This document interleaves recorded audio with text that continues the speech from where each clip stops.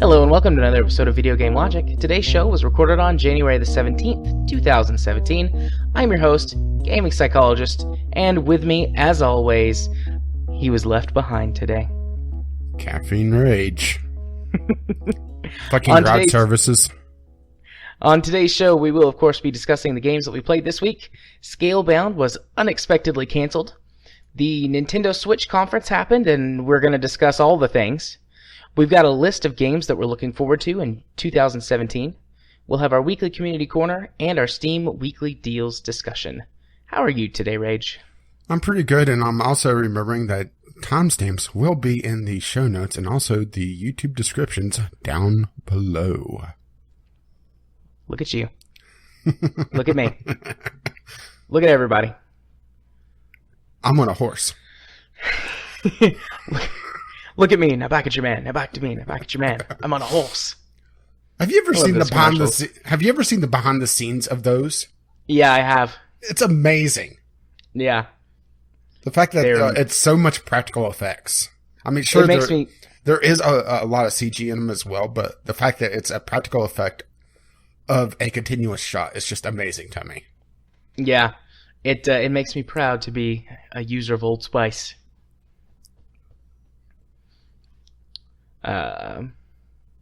Yeah, Old Spice. It smells great, doesn't make me itch. How are you, Rach? How was your week? How are you doing? All right. Little annoyed with medical transport services, but that's not a podcast topic. Yeah, but that is where my little thing for you this week came from. Yeah, I was not pleased this morning. No, I received that text from you, and I could feel the anger in the text message. Yeah, it's the fact that they didn't tell me that they canceled, so I couldn't try to set up anything else. Mm-hmm. So, yeah. Slightly pissed off. Well, you've had a nap, although we do love your angry pants here, just usually when you put them on for games. I don't know how everybody feels about your angry pants for real-world events. Oh, don't worry. Well, it shouldn't be the angry pants. It's more the what the fuck are you doing pants coming up. The grumpy pants. Yeah, oh, also, this week's podcast is brought to you by the I'm Feeling Lucky button in Google Play Music, or Google Play Radio. It did a good job this week. A lot of classic rock, some more modern rock, grunge, all stuff that I'm into. So, good job, Google Play. Yeah, and just earlier I was listening to the soundtrack to Up. Oh, nice. I love that movie. It makes me sad. If you don't feel anything in the first 10 minutes of that movie, you are a fucking robot. You know, I haven't watched that movie since becoming a therapist. I should watch it again. Yeah, the first 10 minutes, the opening montage. Yeah, it's just heartbreaking. Rewatching it, I actually skip it now because, damn. I'm gonna take it all in. I'm gonna try and heal his pain. Oh, unfortunately, you're not a snipe hunt, so you can't do that. You need to have someone hiding under the porch to do that. Maybe we could send him Groove.Maybe. In a box. With a pizza on top. And some therapy books inside. Give him something to read while he's swimming in all the jambalaya and kept warm by the 15 pounds of uranium. So I have story time for this week, which you already know the story, but everyone else needs to know the story. Yeah, but I don't know the details, so this is going to be fun. Well, I mean, my hard drive crashed. Died. Yeah, that's never a good thing. Yeah, so let's see, when was it? Friday was actually when I first started noticing problems, Friday night. But it was still working well enough, and so I was like, well, you know, something's probably going on. I'll check all this later. We got to stream. And it held up really well through Rocket League. And then after we finished Rocket League, I went to play Valkyria Chronicles. I mean, I took a break, and I went to play Valkyria Chronicles, and the game just, it would launch, but it was crashing a lot. Mm-hmm. And so I got really mad because I thought the Steam Link was broken again. Which you have that rant coming up as well, don't you? Yeah, I still hate big picture mode. But I'll expound on that a little bit more when I get there in games stuff. But so yeah, it started throwing up all kinds of problems with Valkyria Chronicles. Saturday rolls around. I can't remember. Oh, it was during King's nap time during the day. I was like, well, I want to play Valkyria Chronicles while he's asleep for a couple hours, and so I went to load it up, and Valkyria Chronicles just would not launch. Well, that's not true. It launched one time. It got to the start menu, and then it crashed, and then it never would launch again. So I, again, was mad at the Steam link, but I actually got so mad I just turned my computer off. And I was like, I will deal with this later. And I don't remember exactly what point it was later on in the afternoon that I turned my computer back on, but then I noticed, like, I can hear my hard drive spinning. Like, I've never heard it before. Yeah, that's and I was like, usually not a good sign unless your computer's from, like, the 80s. No, I'm 99% sure that's my hard drive. So I opened up Task Manager, and it's at 100% usage. And I was like, well, that's also not a good sign, because after my rebuild, there's nothing that pulls from my hard disk on startup. So let's investigate. And so I ran a couple of scans on it, and it kicked back about 1,000,001 errors, but I still had access to the drive. And I originally was just going to be like, nah, fuck it, I don't have anything in there that I need. And then I got to thinking about it. I was like, actually, I do have some stuff on there that I need. I should save it before the drive dies. I mean, I had like some older versions and backups that I could go get since I just rebuilt my system. But I was like, if I can just save this, that'll save me the work that I was doing anyways. Like, some of it was clinical stuff, and some of it was some stuff that I'd set up for VGL, and then some of it was some recent videos that I had gotten ready for things. And I was like, I'd rather save these if I can and not have to redo all the work. Yeah, you know you're in trouble whenever the hard drive health check comes back. Shit's fucked up, yo. I got several yellow lights and one red light. Those are all bad. But yeah, the smart scan kicked back a bunch of errors. So I got all the stuff off, and I went through the process of getting my RMA set up with Western Digital. And then I discovered something that is interesting but kind of irrelevant to the story. So I bought this hard drive a little over 2 years ago when I built this machine.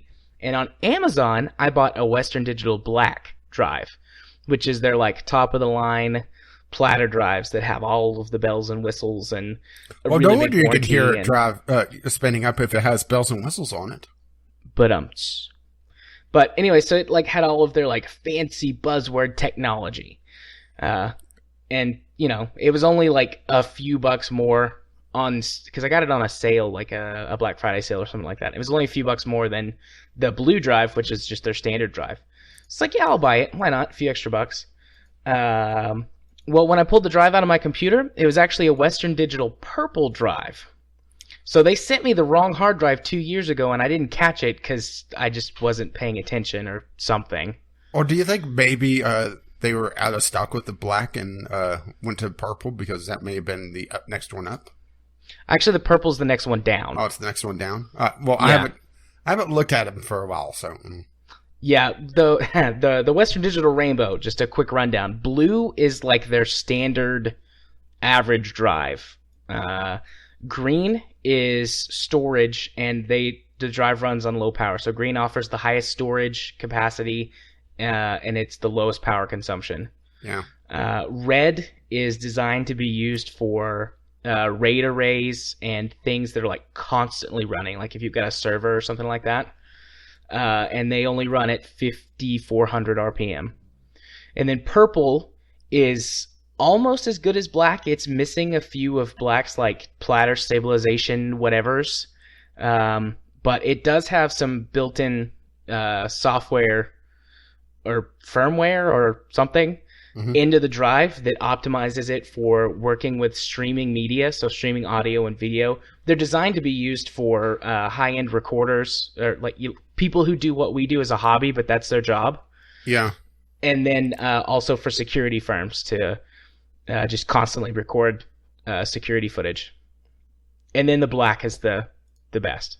But, I mean, purple and black have the same warranty and everything, and like I said, purple's only missing a few of black's features, so I mean, it's not like I got like completely gypped, but I just like had a good laugh. Like, well, fucking figures. Yeah. So that's my hard drive story for this week. I'm currently waiting. Part of Western Digital's RMA policy is you must return it in a static bag or a static proof bag. Otherwise, you forfeit your warranty. So I'm having to wait on static bags to get here from Amazon because apparently no store sells bags. Like, I can buy a 30-foot roll of anti-static bubble wrap, but I can't buy a single static plastic bag. So they should be here tomorrow. That's when I would just steal the static proof bag that I stored my video card in. Well, I would have done that, but I used all of that stuff, or I got rid of all that stuff after I built 2 PCs and they were confirmed to be working because, I mean, I didn't know that was Western Digital's return policy and I didn't expect the drive to fail. Yeah, I don't think anybody really expects the hard drive to fail, especially after that short of time. It's just, I'm paranoid when it comes to parts, so whatever I upgrade, I hold on to the parts as long as I deem it necessary. Matter of fact, if need be, I could actually bring my old computer back online that was before this one. It's actually still downstairs. Not sure if it works, but it's all in one piece. I hold on to parts, but I don't hold on to boxes and stuff. I used to. Well, the thing is, but then we had a kid, and like space became a premium. It's like, well, let's just throw all this crap away. Yeah, true. It's more just, I never got around to pulling the computer apart. Yeah. So it's just, it seems better just to leave it all in one piece at this point. Yeah, well, mine's in pieces. My old machine and machines that I've borrowed parts from to cobble together stuff. Yeah, and I've got boxes of parts. And I have my 7800 series in the closet, along with a very old hard drive that I doubt will even, it'll probably spin up, but it's such a small capacity that it doesn't really matter. It's under a terabyte. Yeah.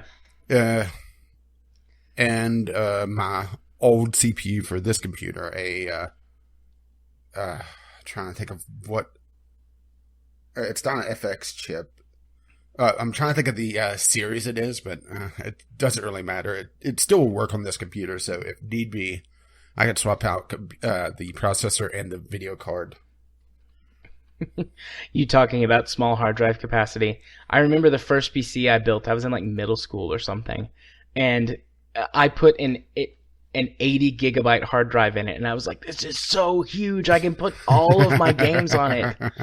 And I mean, I only had like 7 or 8 games, but before the only computer we had was just like a family computer that I don't even remember what it was. It was like, just a random computer store, like, just one of those random brands that used to exist as knockoffs. Yeah. It was one of those. Yeah, and nowadays terrible. There's save files that's larger than that. Yeah. Oh, how times have changed. But in a good way. Yeah, and this would have been the perfect segue to start bashing on the Switch, but that'll be later. Nope. I do have one more story, though. This just happened. Or I guess update? Whatever. So, podcasting things, RSS feeds.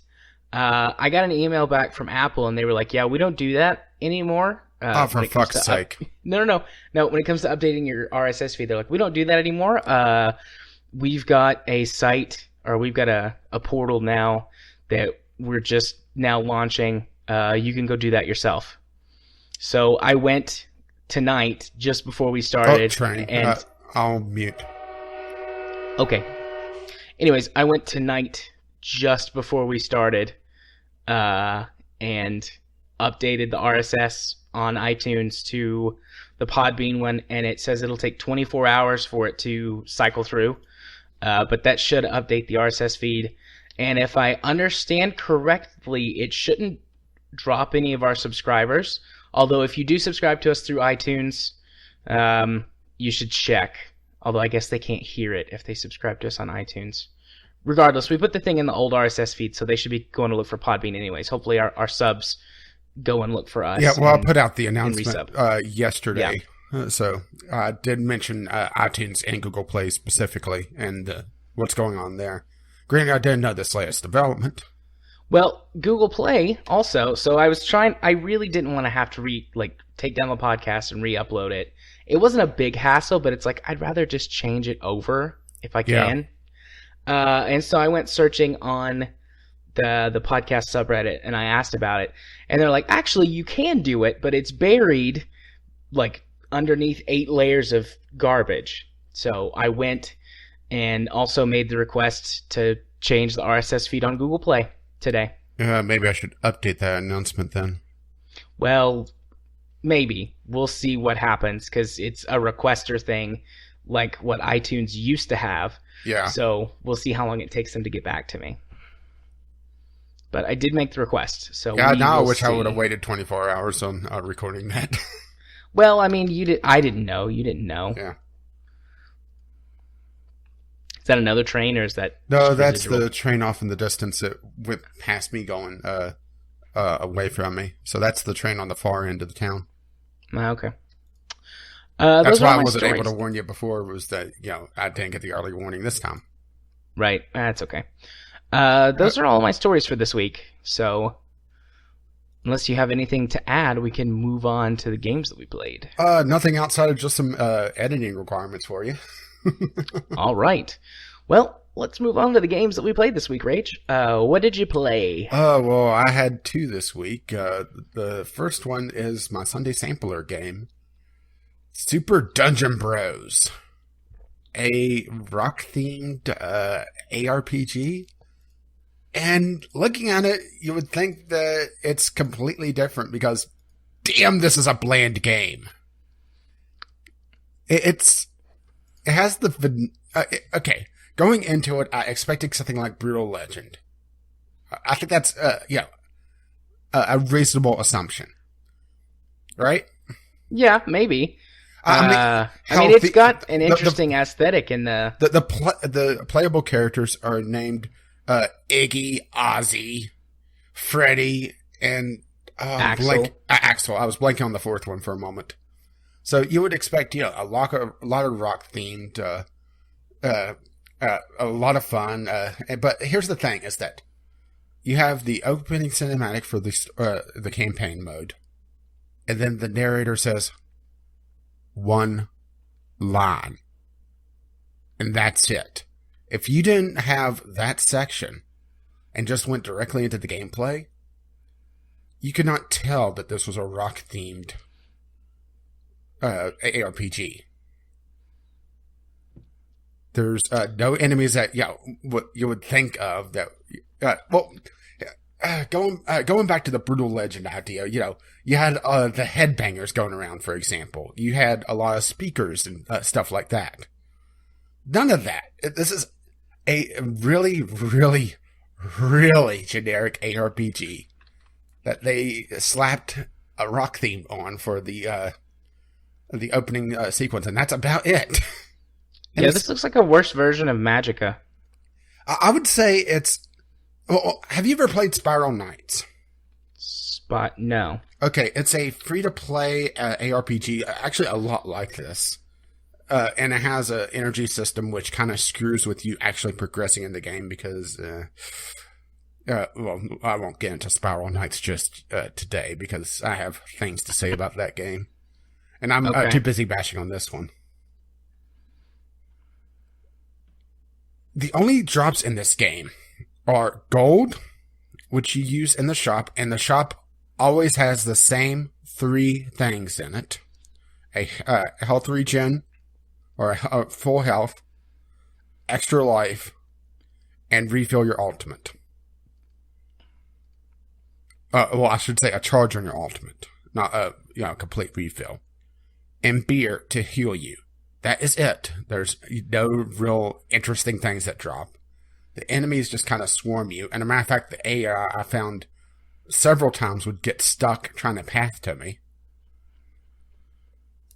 It feels very underbaked and that they just threw it out there. And this game is a couple months old now. And the community is non-existent. Yeah, according to this, there's no people playing right now.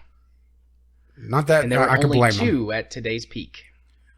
Not that I could actually blame them. It's I'm trying to think of the best way to describe this without, saying just go watch my video and watch me rant on it for half an hour. But the only really interesting bits of this game are the boss fights.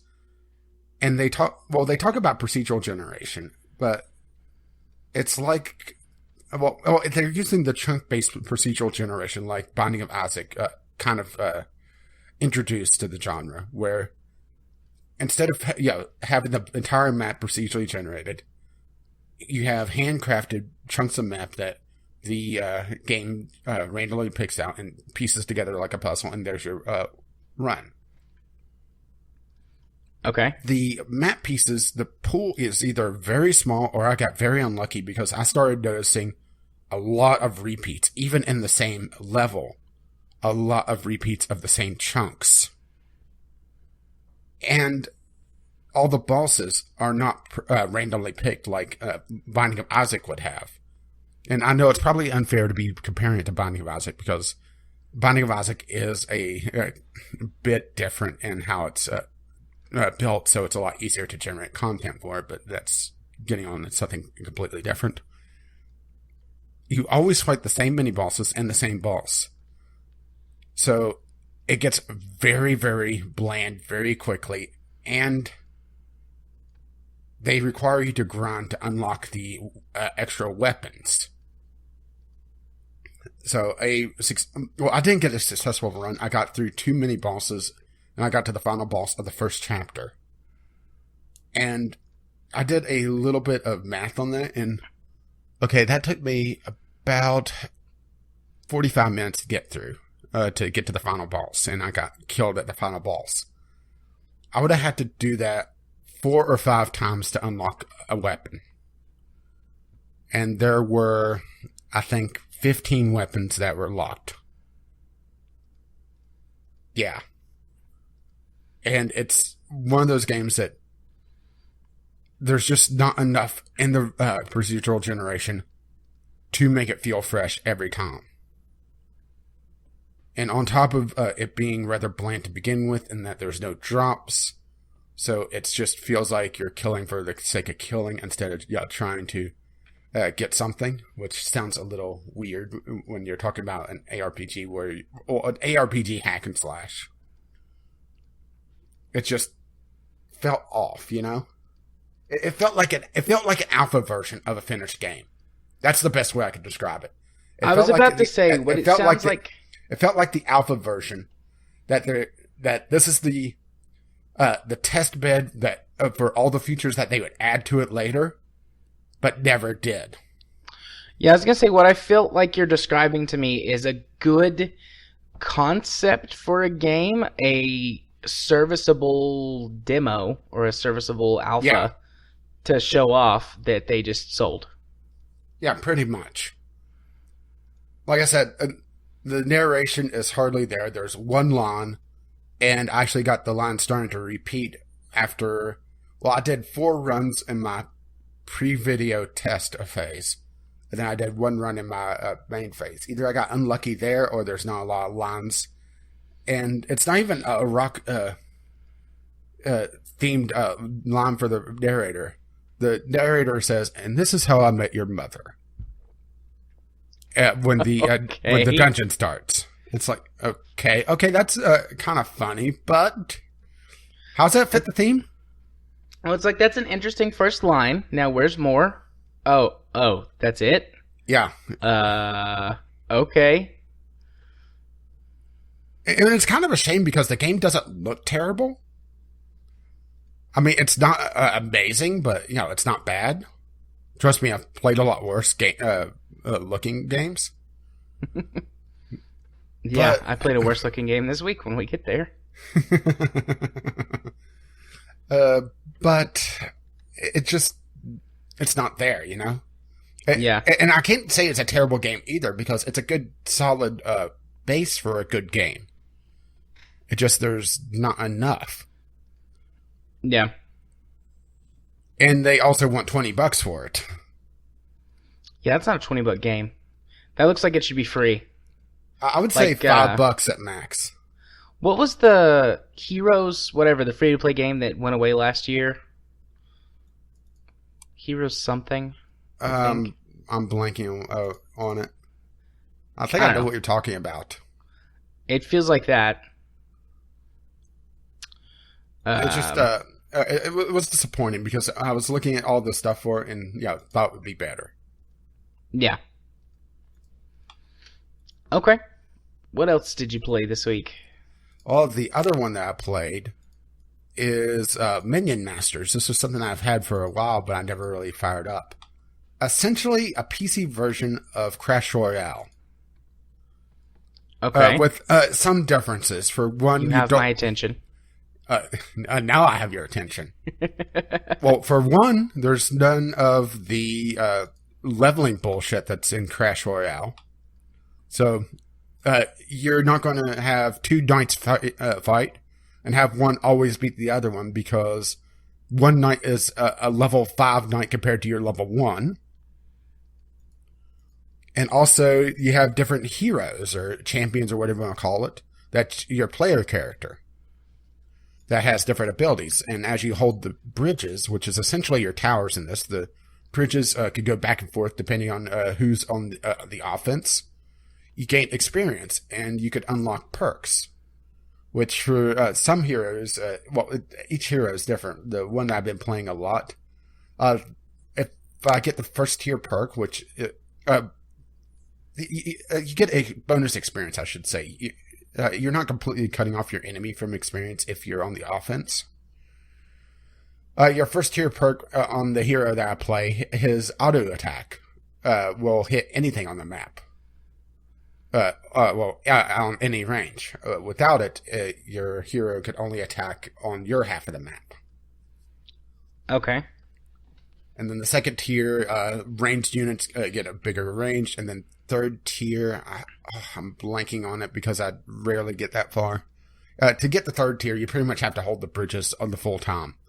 And these are very short matches, by the way. And it's the Crash Royale style where you get random minions based on the cards you unlock.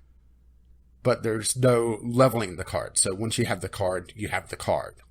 So right. Think of it almost Hearthstone-ish in that sense. Only it's one card per. I've only played a bit. I'm still in the getting my ass handed to me phase because I don't have enough cards. So, I play against someone, they have this really amazing finisher, and I just can't compete with it. But that's pretty much the basis for all CCGs these days, right? Yeah. Pretty much. I'll be honest, I haven't played Crash Royale itself. I've watched some of it, but I haven't played it myself. Other differences, well, there's cosmetic differences, of course. You may be able to look at the screenshots and see that the field has different halves to it that are cosmetically different. And you unlock those or buy them. Is this a free game? It's going to be free. Okay. And you can sign up to their newsletter and get a free copy. I would like to do that. Yeah. I'd like to check this out and compare it to Clash Royale. Well, when I got my copy, I got it in one of their giveaways. I got 2 copies, but Death Saber beat you to it because he saw me idling off the cards. Yeah. Which this also has cards on it as well, so. But it's an interesting idea because there really isn't a Crash Royale type game on PC. Yeah.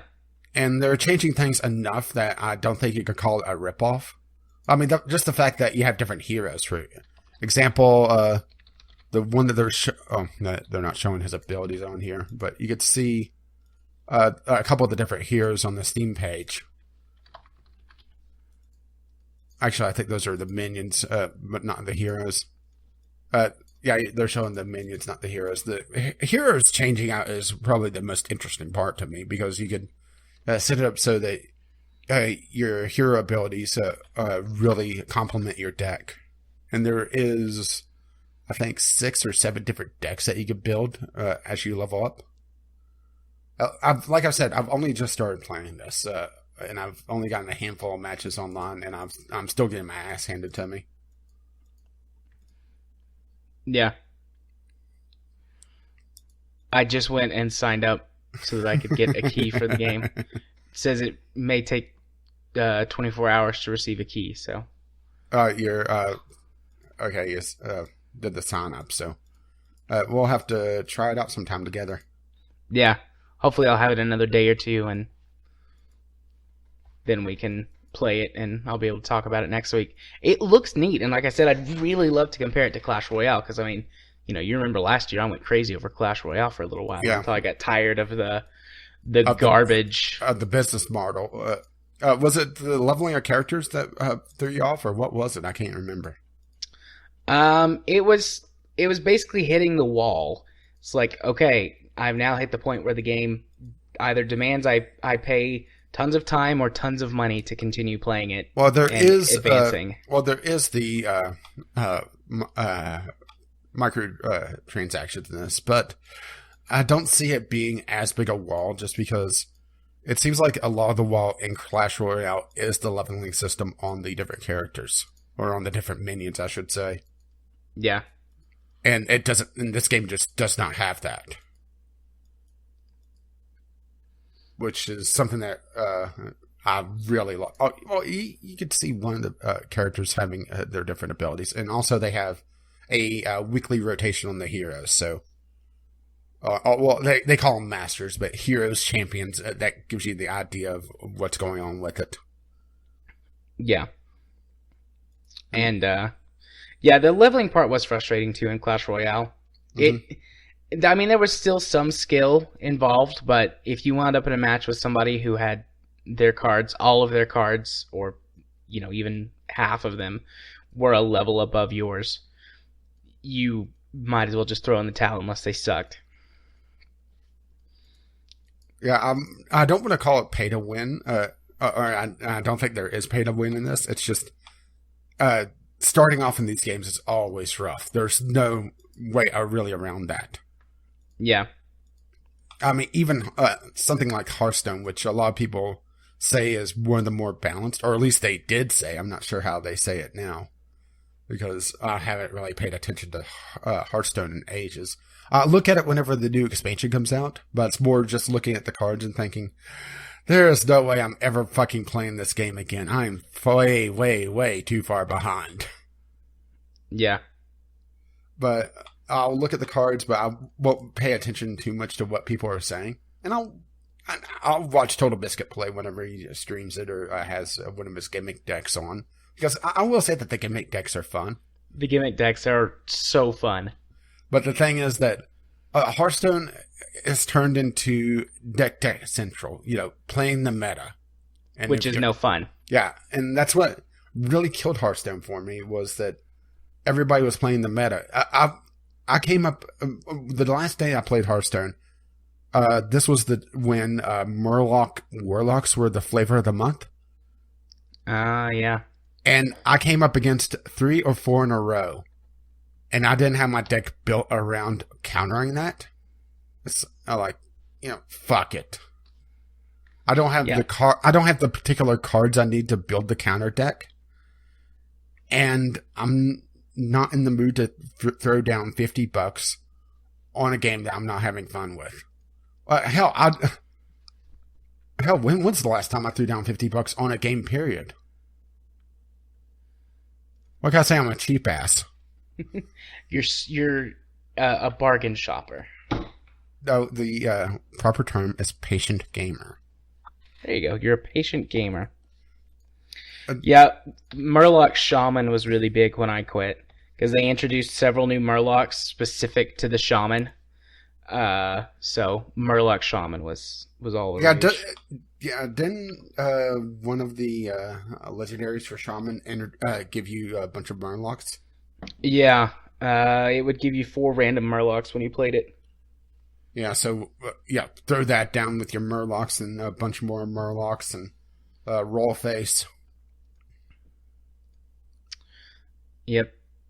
I mean, the Murloc deck was just a modification of the Zoo deck, which well, I mean, I don't know. I haven't played it in a long time, so I don't know what the new meta is. But at the time, Zoo was not. It had been hard countered, and nobody was using it anymore. I tried some of those meta decks, but they're just not fun. Yeah.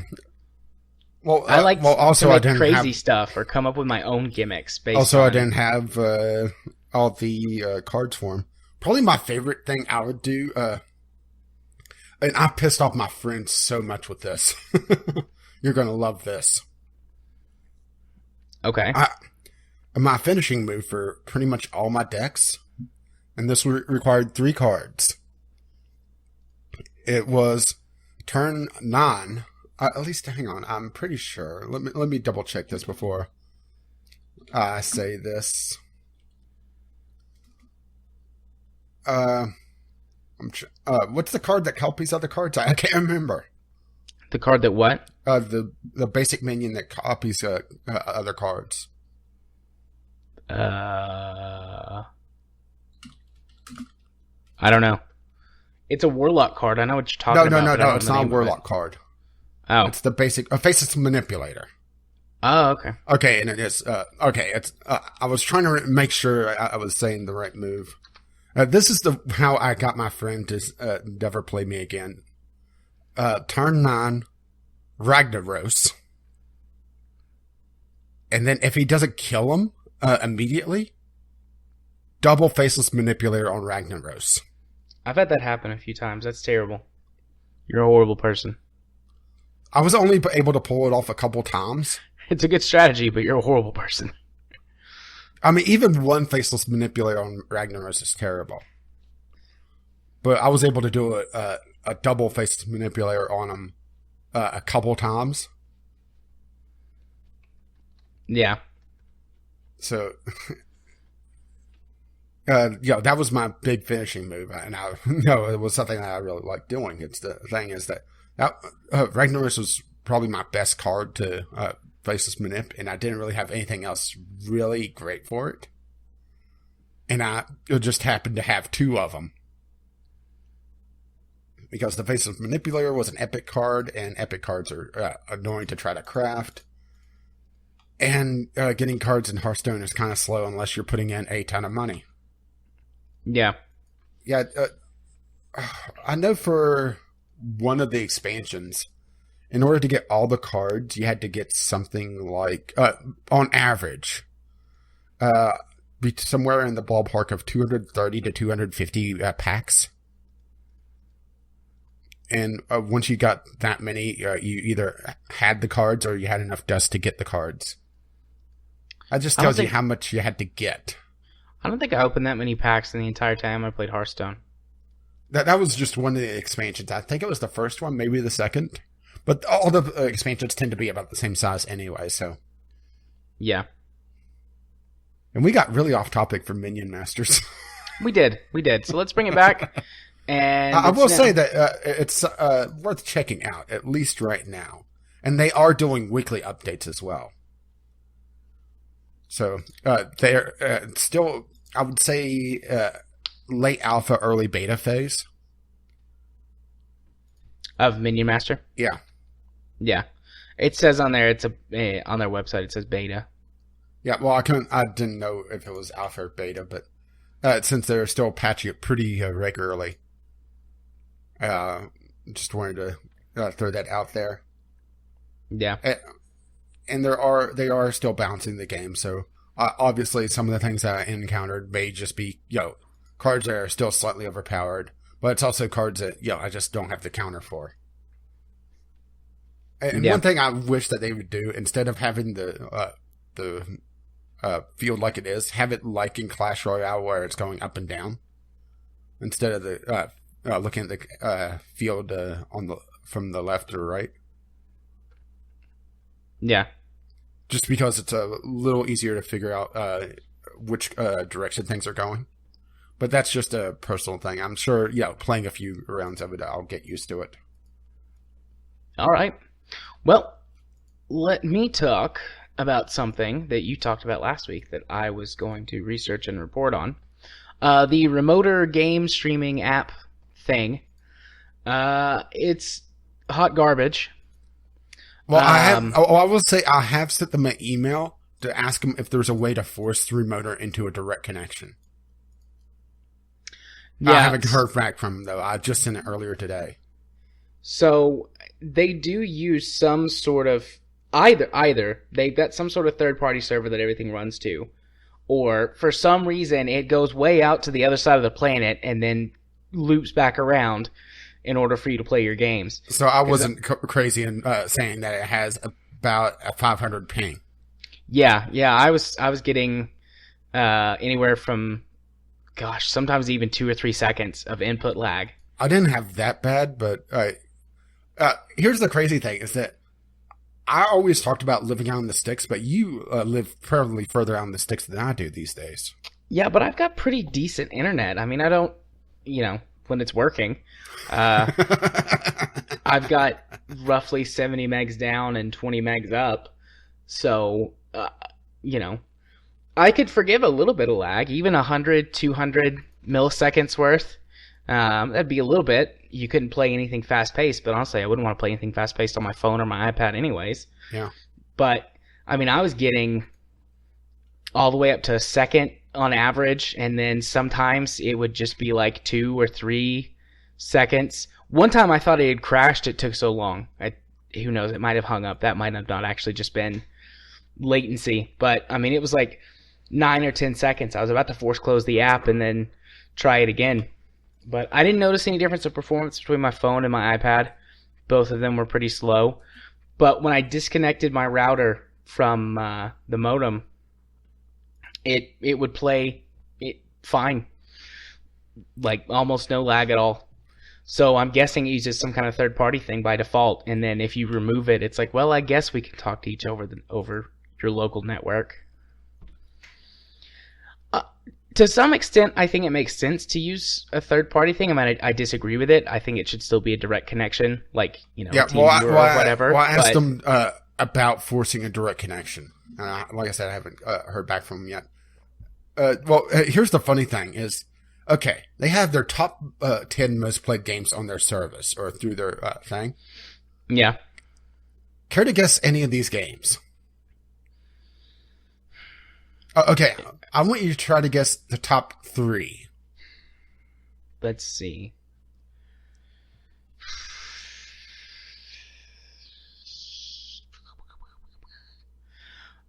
In the top 10, they have the top 10, but I want you to try to guess the top 3. Top 3. I'm just thinking, like, a game will pop into my mind. I'm like, no, that's already got its own app, or that's, that it would be terrible. I'm going to guess Overwatch is one of them. Overwatch is not on the list. Okay, that's good. I thought they might say Overwatch, but I couldn't imagine play Overwatch on this. XCOM? XCOM is not on the list. Solitaire. You're joking, right? Yes, I am joking. I don't know. I can't think of. Come on, throw games out there. Hearthstone? Hearthstone is not on the list. That has its own thing anyway. I know, but I mean that was like a thing that I thought of. Let me pull up my game library and just like look at a couple. I'm seriously like thinking about this. I mean, I might be overthinking it. But I think this is fun. I wonder if other people are dreading, hearing you guess games that are playing on the shitty service. Is FTL on there? FTL is not on the list. Let's put it this way. How about the top 3, Civilization? Civilization is on the list. It's not in the top 3. Civilization's is number 8 on the list. The Civilization 5. What's the top 3? The top 3. Number 3 is Dota 2. What? Okay, maybe I could see that because tapping instead of clicking. All right, or maybe with custom controls. Yeah. Number 2, GTA 5. Why? Why would you want to play GTA 5 like this? Only thing I could think of, and once I say this, it'll probably make a lot more sense to you. Bluetooth controller. I guess, but still, why would you want to play on that teeny tiny crappy screen? And number one, well, since you've heard number 3, you could probably figure out number 1 now. League of Legends? Yes. And just to round out the other ones, number 10, Warframe. Good luck there. Yeah, even if you use a controller, that game's terrible on a controller. Only thing I could think of is people setting and trying to trade in Warframe. Maybe, yeah. Number 9, Fallout 4. Okay. Number 8, Civ 5. Number 7, Unturned. Which, don't see that one. Okay. Well, no, wait, I take that back. I kind of see that one because every time I see someone that has, like 2 or 3 games playing on Steam, 2 or 3 games in the library, they always have this game. Always. It's a free-to-play game.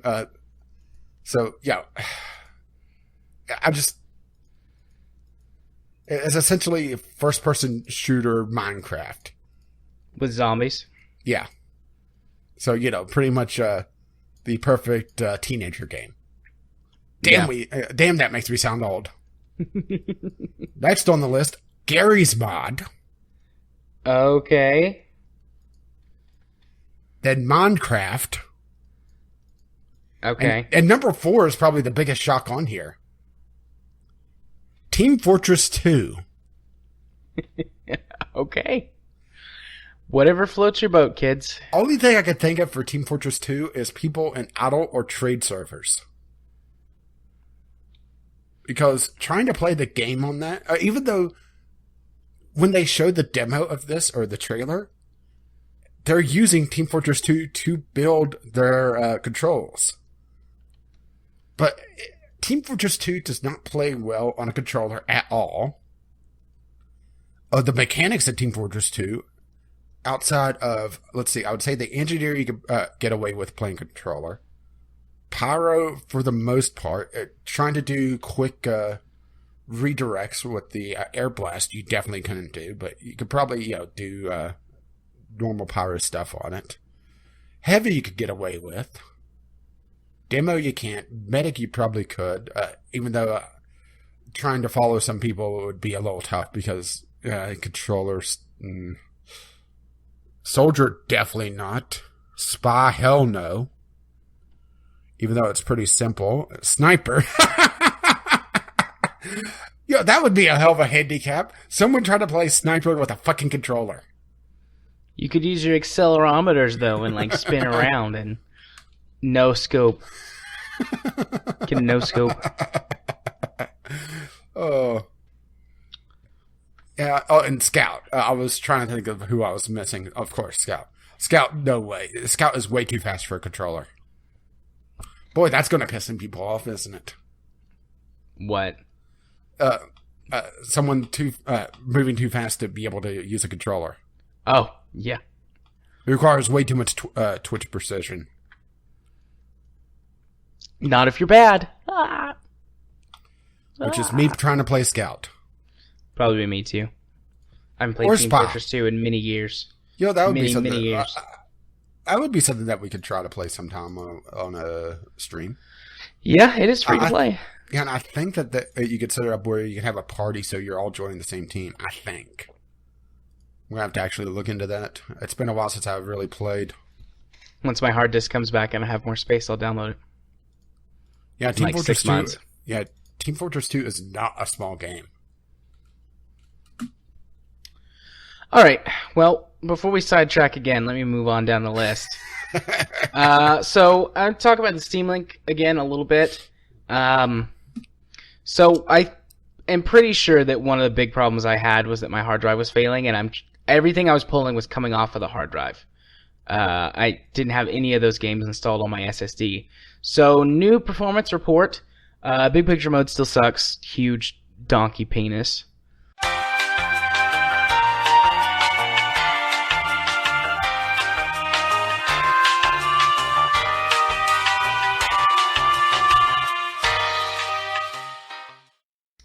So Steam Link. Yep, and we're back. A little bit of technical difficulty, which you guys won't have to deal with. Maybe some of that will run up as Franken content. We'll see. Because we'll see still have just how things sync. Yeah, plus I do still have the Skype recording, so it's all there, just in slightly lower quality. Yeah. So yeah, back to the Steam Link. Rewinding. As I was saying, most of the problems that I think I had with the Steam Link last week were coming from my failing hard drive, because all the games were installed on that drive, and it was probably struggling to read data as it was giving up the ghost, which caused Steam to crash more than it should have. But, I mean, after installing some games on the SSD and still playing it on the Steam Link, Big Picture Mode sucks. Now, instead of crashing like... That's a genuine laugh, and I already made that comment, so you must really enjoy... That was just the way you say, sucks. Sucks. It sucks. Tootsie. Big dicks. Huge dicks. If you've ever played Cards Against Humanity, it sucks the biggest, blackest dick. Anyways, so it now, instead of crashing really early on when it has issues reading data, now it crashes once you've gotten just far enough in the game to be doing something. The 15-20 minute mark is when it usually crashes.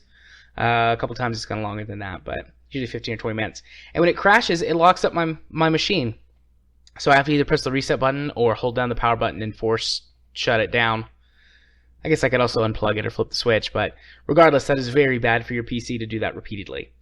If you exit Steam Big Picture Mode immediately and then just stream the game as if you were streaming it to any other device, if it crashes, it's fine. You just go over and save and close the game and restart the Steam Link. So, yeah, Steam Big Picture Mode really sucks, which I don't like that, because I actually like the Steam Big Picture Mode interface. It's very aesthetically pleasing. It's not covered in ads like Xbox Live or PlayStation Plus. Well, here's the here's the difference between the Xbox UI and the Steam UI. You're not paying for the Steam UI. Yes. So, hey. Oh, wait a minute. That seems backwards, doesn't it? I was going to say, yeah, that seems backwards, doesn't it? So, I mean, maybe one day they'll fix it, but Steam... Yeah, Steam won't put ads on it. Valve abandons projects all the time.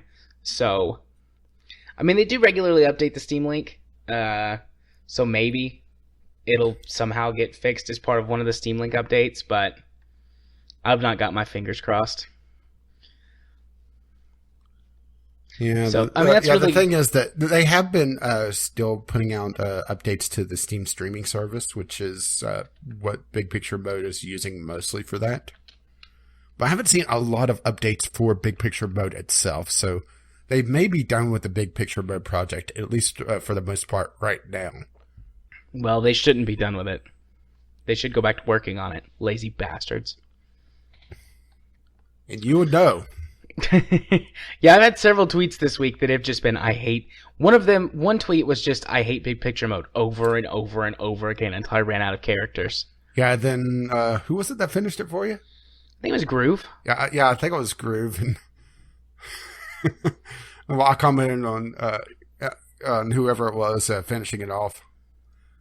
You know, I'm not sure if he has established a pattern yet.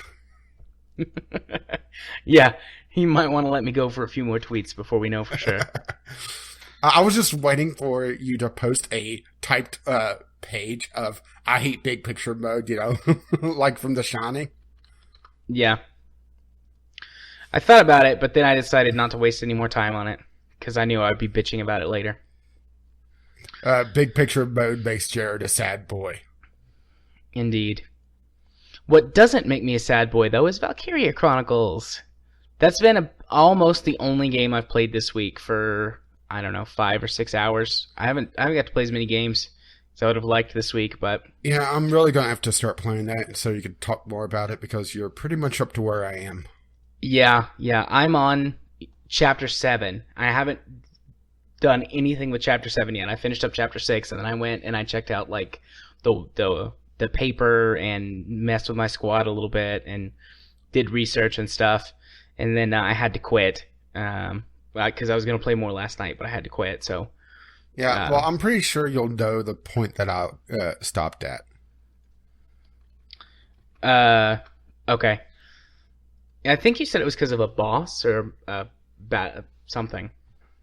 Yeah, and the thing is that it was. I'll tell you this much: it's a long battle, and then things change towards the end of it, and it's one of those things that you. Well, at least for me, the way I had everything set up, I had to know about in advance to have it set up. Be ready for it. But because of how my squad was set up at the time, I wasn't ready for it, so I was caught completely off guard and just annihilated. Right. Well, I mean, I'll see how it goes when I get there, but... I'll give you one word, and you won't know what it really means right now, but once you get to the battle, you'll know what it means. And that'll be the battle that I ended up quitting on, at least for now. Okay. Glowy. Glowy? Yeah, glowy. Is that a person's name? Because there's some weird names in this game because it's Japanese. You'll see. Okay. As soon as you get to the battle and have that part happen, you'll be, oh. Glowy. Yep. And no, that's not the password for the week. So, since getting farther in the game, though, because when I talked about it last time, I was still basically in the tutorial. I hadn't been allowed to pick my squad or anything yet.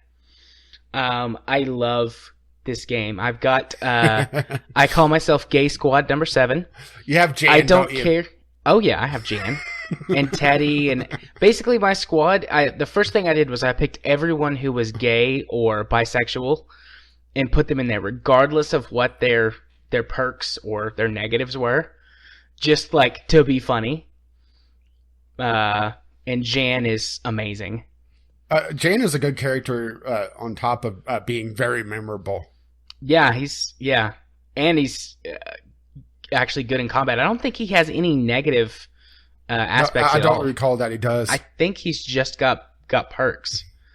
So, yeah, Jan is wonderful. And Jan, the story... Jan was like the mascot for my squad. Yeah, I use Jan every chance I can get. I wish that you could set who your commanders were that gave you your bonus AP. Because I don't like Largo, and I don't like Rosie. But they're the only two outside of... what's her face? The Alicia? Girl. Alicia. Outside of Alicia, they're the only two I have that give me bonus command points. So it's like, well... I guess I might as well use them to get the bonus command points. Unless there's like a situation that just doesn't call for them. And usually that's Largo because there's not tanks everywhere. Yeah. So having a Lancer, even though he gives an extra command point, might not be the best decision because you might need the extra useful soldier. How do you feel about snipers? Because my attempts at using snipers have all been met with failure. I usually Their aim just isn't good enough. I usually have one. Well, I'm actually really good with the snipers. I try to aim. I try to put it on their head, but it's like, well, we're just gonna miss. Hang on. You're playing this on big picture mode, so you're using a controller, right? Yeah, but there's the difference. No, you can get it. I mean, I can still get it right on their head.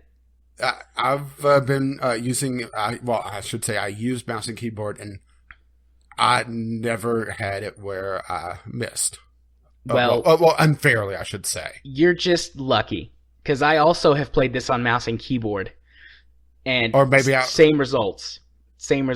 Maybe I'm just some sort of idiot savant when it comes to snipers in these games, because I'm really good at snipers in this and in XCOM.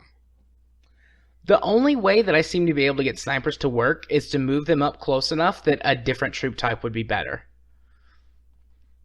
Because they're most effective for me at somewhere between medium and short range. And it's like, well, if I'm at medium range, I should just use a scout.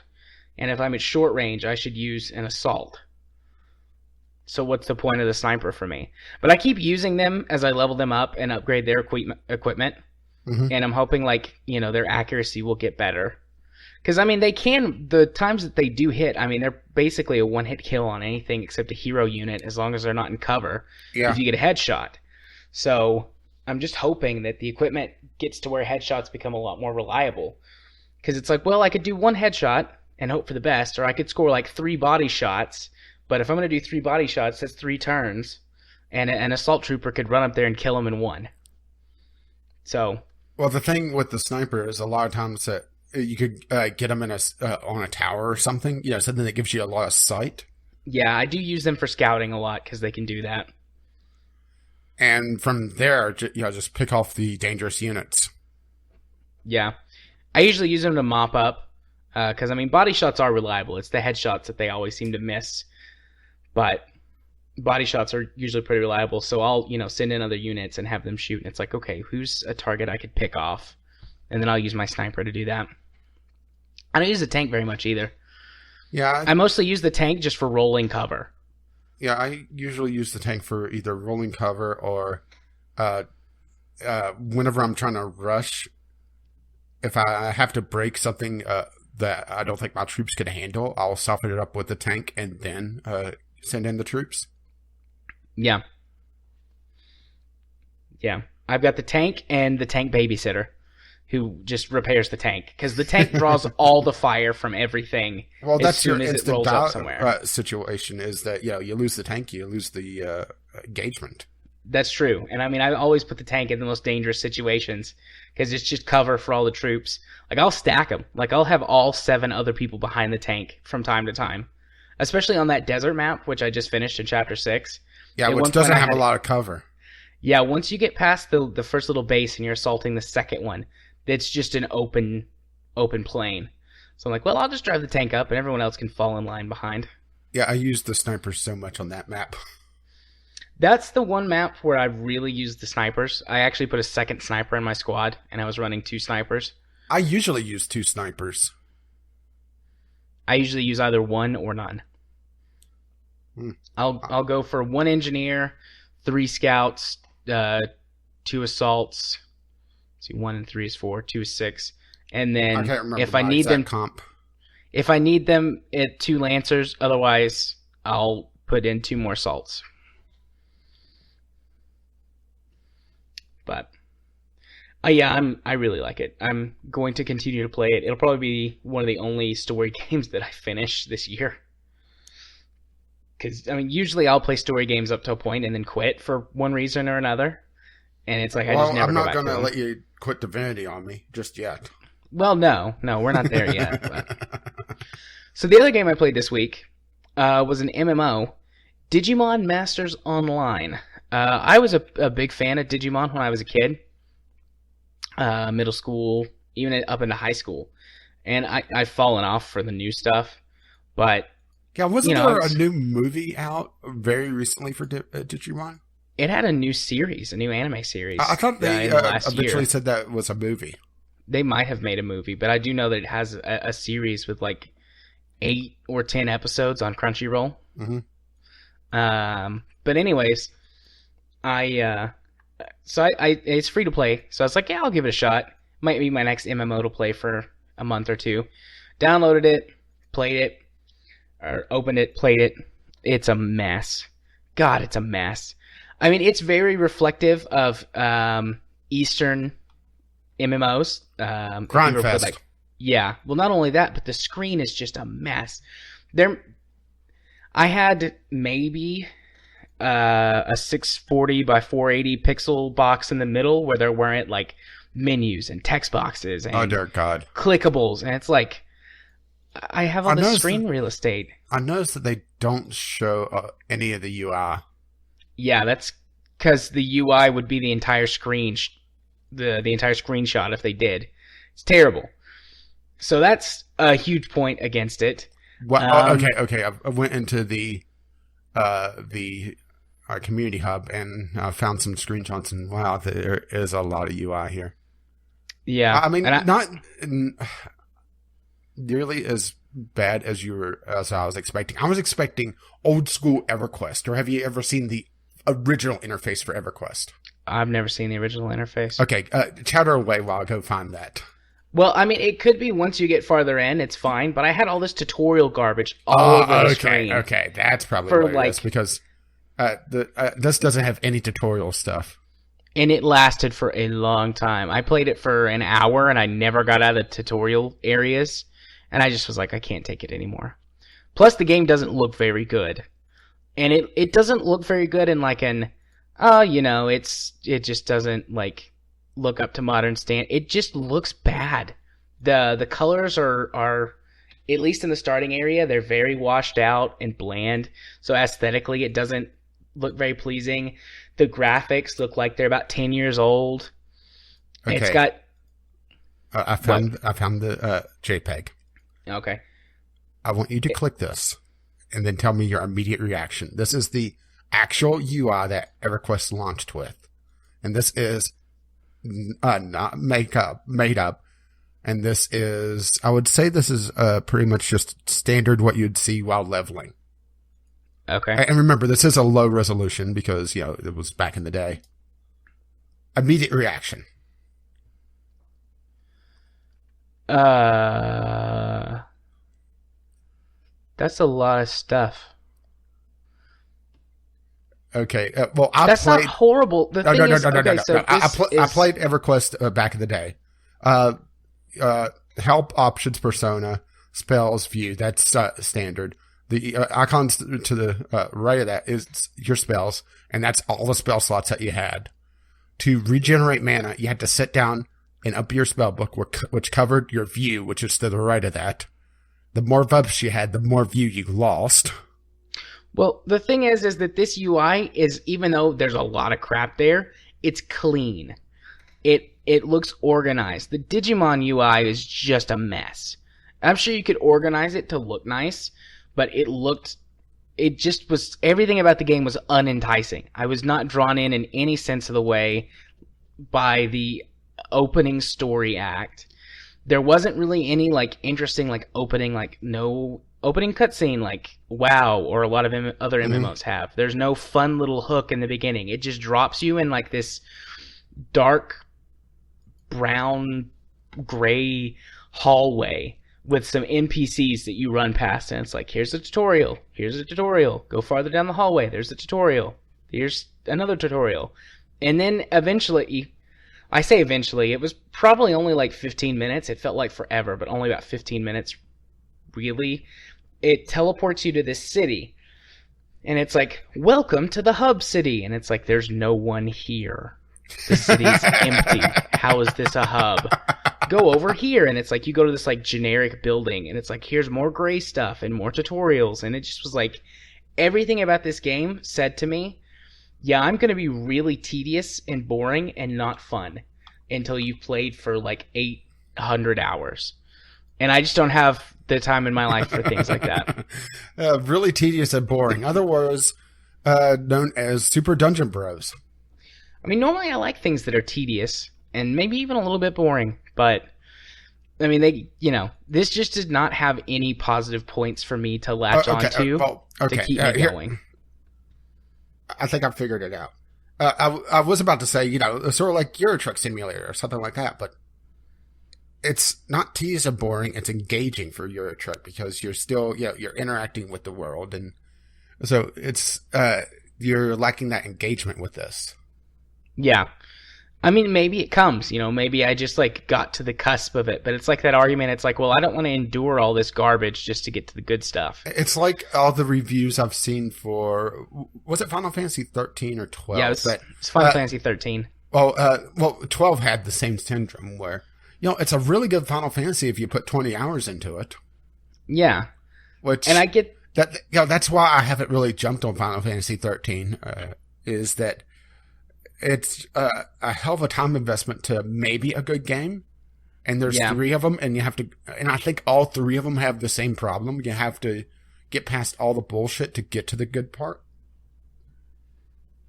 Yeah. Another thing that this game lacks that really bothered me is there's no character creation at the beginning.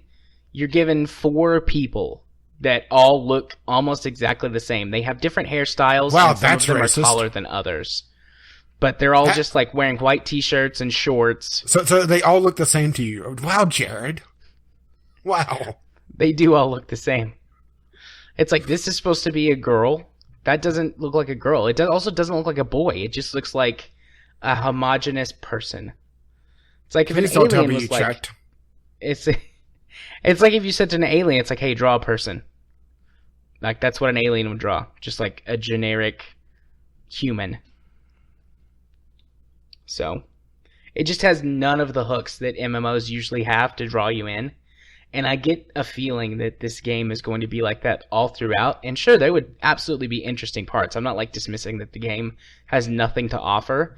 But I get the sense based on the design that I saw. It's like, you're going to have to go through this. You're going to have to love the grind. We'll give you some cool stuff every once in a while, but we need to get back on that treadmill. And I don't want that. Yeah, I'm noticing... okay, here's the consistency I'm getting with the Steam reviews. All the well thought out long reviews are negative on the store page, and all the meme very short reviews are the positive ones. Yeah. So I mean, sure, there's a couple that break the mold, but a lot of the longer ones are the negative reviews, and they're. Let's see. Here's the one that has over 300 hours talking about it negatively. I'm talking about how it's pay to win. Yeah. If I want a tedious game that's pay to win, I'll just go play Eve some more.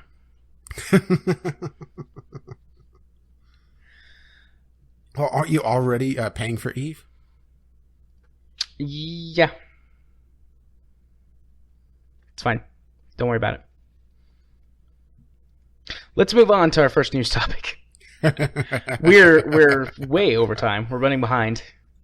So let's move on to our first news topic. Scalebound is unexpectedly canceled. Yeah, this one really came out of nowhere. Just all of a sudden. Remember that game that came out that... okay, if I recall correctly, Scalebound was the one that was the metal dragon fighter? Yeah. I think I mocked it a bit just because of how over the top it looked, but I think you loved it for that. I did. I was really looking forward to this game. I mean, I have an Xbox sitting in my living room, and 99.99% of the time, it's to watch Netflix and Hulu and Amazon Prime stuff, and only 0.01% of the time does it get used to play games. And I'd actually like to play games on it some more. I mean, I'd like some nice exclusives. Halo kind of sucked. We'll get to it later, but I am looking forward to Halo Wars 2. But, I would like to use the console some more. But, they had to go and cancel it, which, what it boils down to, the best that we can tell, and the best that most people in the industry seem to can tell, is that Microsoft, the publisher, wanted way more than Platinum was comfortable or felt like they could achieve, and eventually it just got to the point where it's like, okay, we're just going to have to cancel it. Yeah, and also supposedly they had some severe developer burnout, and they had to take some time off. Now, this was one story that I heard, and by the time they came back, they realized that there was no way that they would make the publisher's schedule. Yeah, this game has been in development for... I think 3 years that we've known about. I wouldn't be surprised if it had actually been in development for long. Yeah, which they're throwing away at this point, really? I mean, it makes sense. I mean, granted, we don't know how far away from being completely done, but at the same time, the E3 demo looked pretty done. Granted, that is a demo for E3, but they're not going to make completely custom assets for that. Yeah, well, there were rumors that have been floating around at unconfirmed at this point in time, but that those were massively doctored vertical slices. Yeah, which is hardly new for E3. No, it's not. But that those were put together specifically to show off at E3, and then some of the other footage that they've shown in kind of the less controlled game, like the AI wasn't working, and this was earlier stuff before E3 2016. I think it was after E3 2015. The concept stuff they were showing, the AI was broken, and elements in the world just didn't make sense, and there was all kinds of placeholder stuff. And the big rumor is that they couldn't get it working on a technical level, and that the artistic stuff was doable. Yeah, the game is technically broken. There's a lot of stuff that has to be going into that, and I could see it more there. But it's really coming down to, I think we're going to see something more of this in the future. Is that developers are just under way too much pressure for these really unrealistic schedules. Yeah. I mean, there's always going to be crunch time. There's always going to be, that mad dash to the finish, the last week or two. But it seems like developers are extending that crunch time more and more and more and more, to the point that they're completely wrecking projects that are in years of development time. Yeah.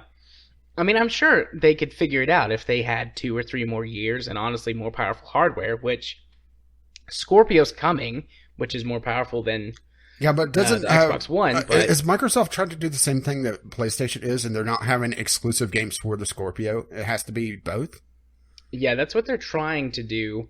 Although there has been some talk, and I don't know, if this has been confirmed or not, but at one point they were saying, well, in the beginning we want everything everywhere, but going forward it's going to function like a mobile platform, and eventually you'll, get far enough behind that games just won't work on your console. But I don't know if they've backed out of that or if that's still a thing. That came after E3 at another conference last year. Gamescom, maybe? Yeah, so let's see. So, eventually we'll have the Xbox Sagittarius and the Xbox Capricorn. I want the Xbox Taurus. That's my sign. Personally, I'm waiting for the Xbox Gemini. That way, they have the SLI built in. It's just 2 Xbox Tauruses put together, duct taped together. Unfortunately, eventually loop back around to the Scorpio, or maybe it'll be the Xbox Scorpio 2, and then the Sagittarius 2. And we'll get back to the Xbox 360. But I mean, I'm sad that Scalebound got canceled. Although I would rather it be canceled than come out and be just a mess. I think they've gone the way, like, they're doing what Blizzard does a lot of times. Like, Blizzard will get really far in projects and then realize, this is going to be... It's not working on a technical standpoint. It's not working, and the cost to fix it is not going to be offset by the amount of sales that we get. So it's just a money pit. Let's cut our losses and try again. Yeah, which Platinum is able to do through Microsoft. So I do praise them for that, but at the same time, they shouldn't have been forced into this situation to begin with. And I really think we're going to see more of this in the future if the industry doesn't change, where these big projects just fall apart, or they're just shoved out until the customers really start playing a lot smarter. Because right now, just look at last year's AAA releases. Yeah. The vast majority of them were either completely broken on launch or had some severe issues on launch. Yeah. When we were trying to come up with the best of 2016, it was I had to go to what's essentially a AA title these days for Civilization, because I wouldn't call Civilization a AAA game personally, because it's so niche now. Well, we've had that conversation a couple of times. Yeah. We've had the conversation about developers a couple of times as well. Yeah, that's true. And that's not stopping us. Nothing ever does. Well, here's something else, is that Scalebound was going to be an Xbox One and PlayStation 10 exclusive, which suggests that it was going to be on the Windows Store and not on Steam. So that's even worse for Windows users, because good luck using the Windows Store. Yeah, that's still hot garbage. So, maybe they realized that, okay, pretty much forget about getting the PC platform sales at all, because have they even had a good seller on the Windows Store yet? Gears 4 did well on the Windows Store. Because I know the Call of Duty on the Windows Store, there was like 3 people playing. Yeah. I think Gears 4 is the only game that's been a good seller on the Windows Store. But I mean, I didn't have a ton to say about it. Just since I was the one who did the news this week, and I like Scalebound, I wanted to talk about it. Well, you would have probably forced it into the news anyway. Probably, I probably would put it in. I'm the one who is like, all right, we're gonna do this and this and this this week. Does that sound good? Yes? No? All right, let's do it. What the hell? I mean, I do 2 of the topics going to this already, so it's more what the filler content was. It's just things need to change in the games industry on multiple fronts. This is just one of them. Yeah. Well, speaking of things that are changing in the gaming industry for the worse, let's talk about the Nintendo Switch. Oh wait, are we going to do that every time? Or did you ever get around to watching the conference, that cringe fest? I didn't watch it. Every time they said Switch, they snapped. Oh. No, or had that click. I'm not going to do that. No, I was going to, and then I went, nah, I'll just read like a whole bunch of articles and listen to like TV and Jim Sterling talk about it. Well, what got me on the Switch conference? Well, one, I realized it was going to be in Japanese. I mean, that's natural. But they had a terrible, terrible translator. You would see them being really excited on stage talking, and the Switch is going to be the newest console for Nintendo. Really, really monotone. And it sounded like he really didn't want to be there. Yeah. So how do we want to tackle this? We have like 87 articles. Well, let's go general overview on the Switch, first of all. And then we'll kind of break down things. Okay, so when they first...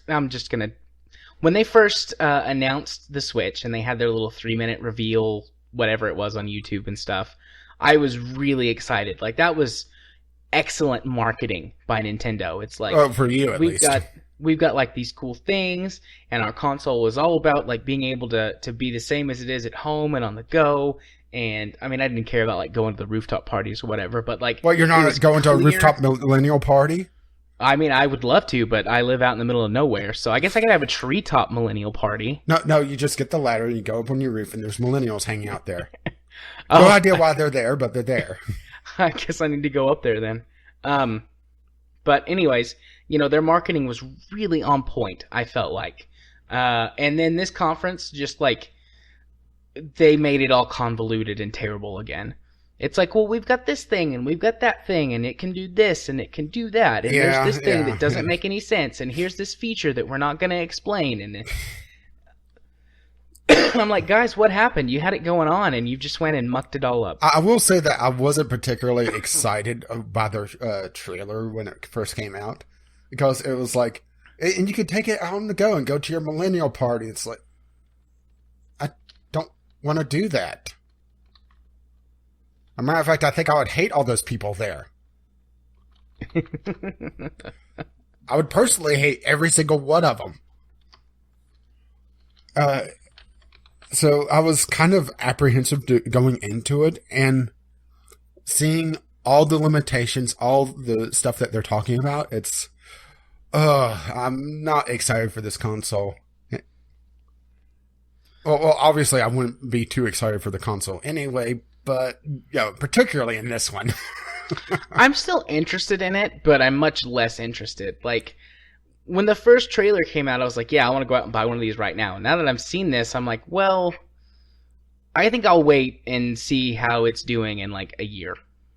I mean, not that I could buy one if I wanted it anyways right now. Yeah, let's go ahead and jump into that. Nintendo is pulling their limited stock bullshit again. At least, here's the thing, is that they're promising that it won't have stock issues, but then all the stores are getting... Well, there's some reports online that stores are getting 15 Switches to pre-order. What? 15? Yeah. I believe they said that they were going to have 2 million units ready to ship worldwide at launch, which is... I think that the Wii U, which was their worst-selling console in years, maybe ever, sold 500,000 units in the EU at launch. So those 2 million units are mostly for Japan, I think. Yeah. Nintendo sees the Japanese market and they don't go beyond that. And I think that's really apparent with how they designed the Switch. Mobile gaming is absolutely huge in Japan still. Cell phone games a bit, but it's more handheld still. The Nintendo DS mostly. Home consoles is second, and then way down the list is PC gaming. Yeah. So that's why you'll never see Mario on a PC game. Don't say never. We said Mario would never be on mobile. Well, I said Mario would never be on mobile devices a couple of years ago, maybe even last year. No. Reverse psychology. Mario will never be on a modern PC game. Oh, I see. Yeah. Ignore what I just said, Nintendo, because you definitely listen. Go ahead. Reggie Prove me wrong. Prove me wrong.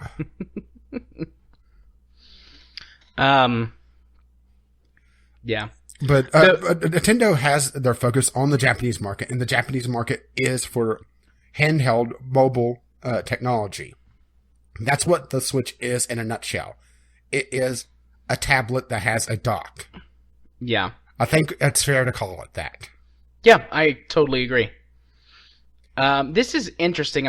This is a tiny bit of an aside, but I know I've said on this show that in the future, at some point in the future, gaming is basically going to be, you will have one device that does everything, and you will come home and it will connect to your TV or whatever the viewing devices are in the future, and you will play games from it. And I think this is like the first step to see if that's going to be right or not. Because, it's just a tablet dock that gives it some more juice so that it can run at 100%. Yeah, because that was confirmed. Yeah, the dock that goes 1080p, doesn't it? 1080p 60? Or yeah, that's their target, I should say. Right. And then undocked, it's 720 60 or 720 30, I can't remember. 720 30, but developers can opt for 720 60 if they so desire. But the battery life is really going to suffer, and the battery isn't that great to begin with. It really depends on how you view it. I look at a 2.5 to 6 hour, which they said that really depends on what you're running. And I'm going to go on the low side of that for gaming. I would say 2.5, 3.5. That's pretty short for a handheld.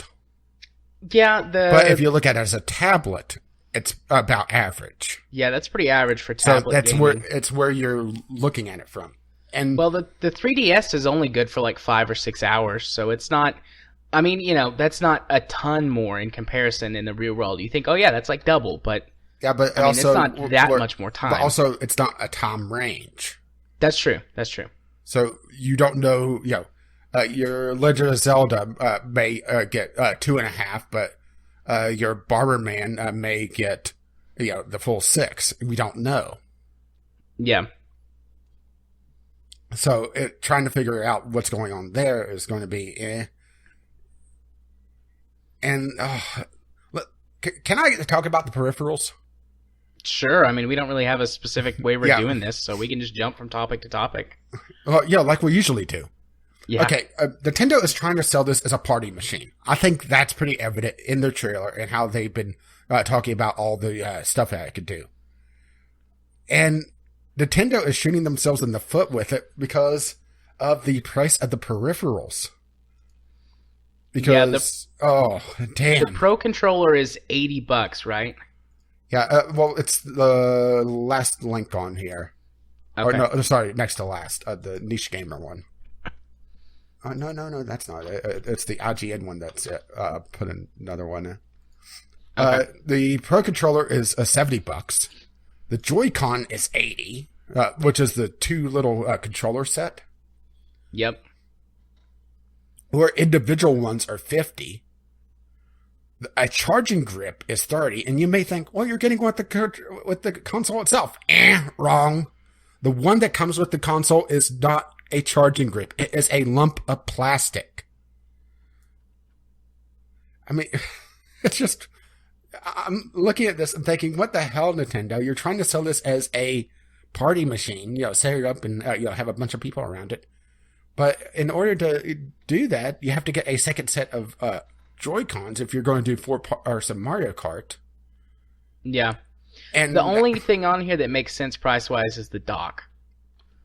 I still think that's a little high. But that is very high for a dock. But I can accept it. Everything else is about twice as expensive as it needs to be. Because the Wii U Pro controller is only like $35 or $40, and the Wiimotes are like $20. I mean, I guess if you buy the Joy-Con nunchucks, wheels like I could kind of see because it's a set of two. Yeah. But I would say the dock is probably, I would say $20 more expensive than it absolutely needs to be. Just because it's running a bunch of stuff through it, but still. Yeah, but the reason I can accept the dock is it's like, well, how many of those are you actually going to need? Like yours breaks or you lose it or maybe, on a trip or something. Or maybe a second one in the house or a second one at another place.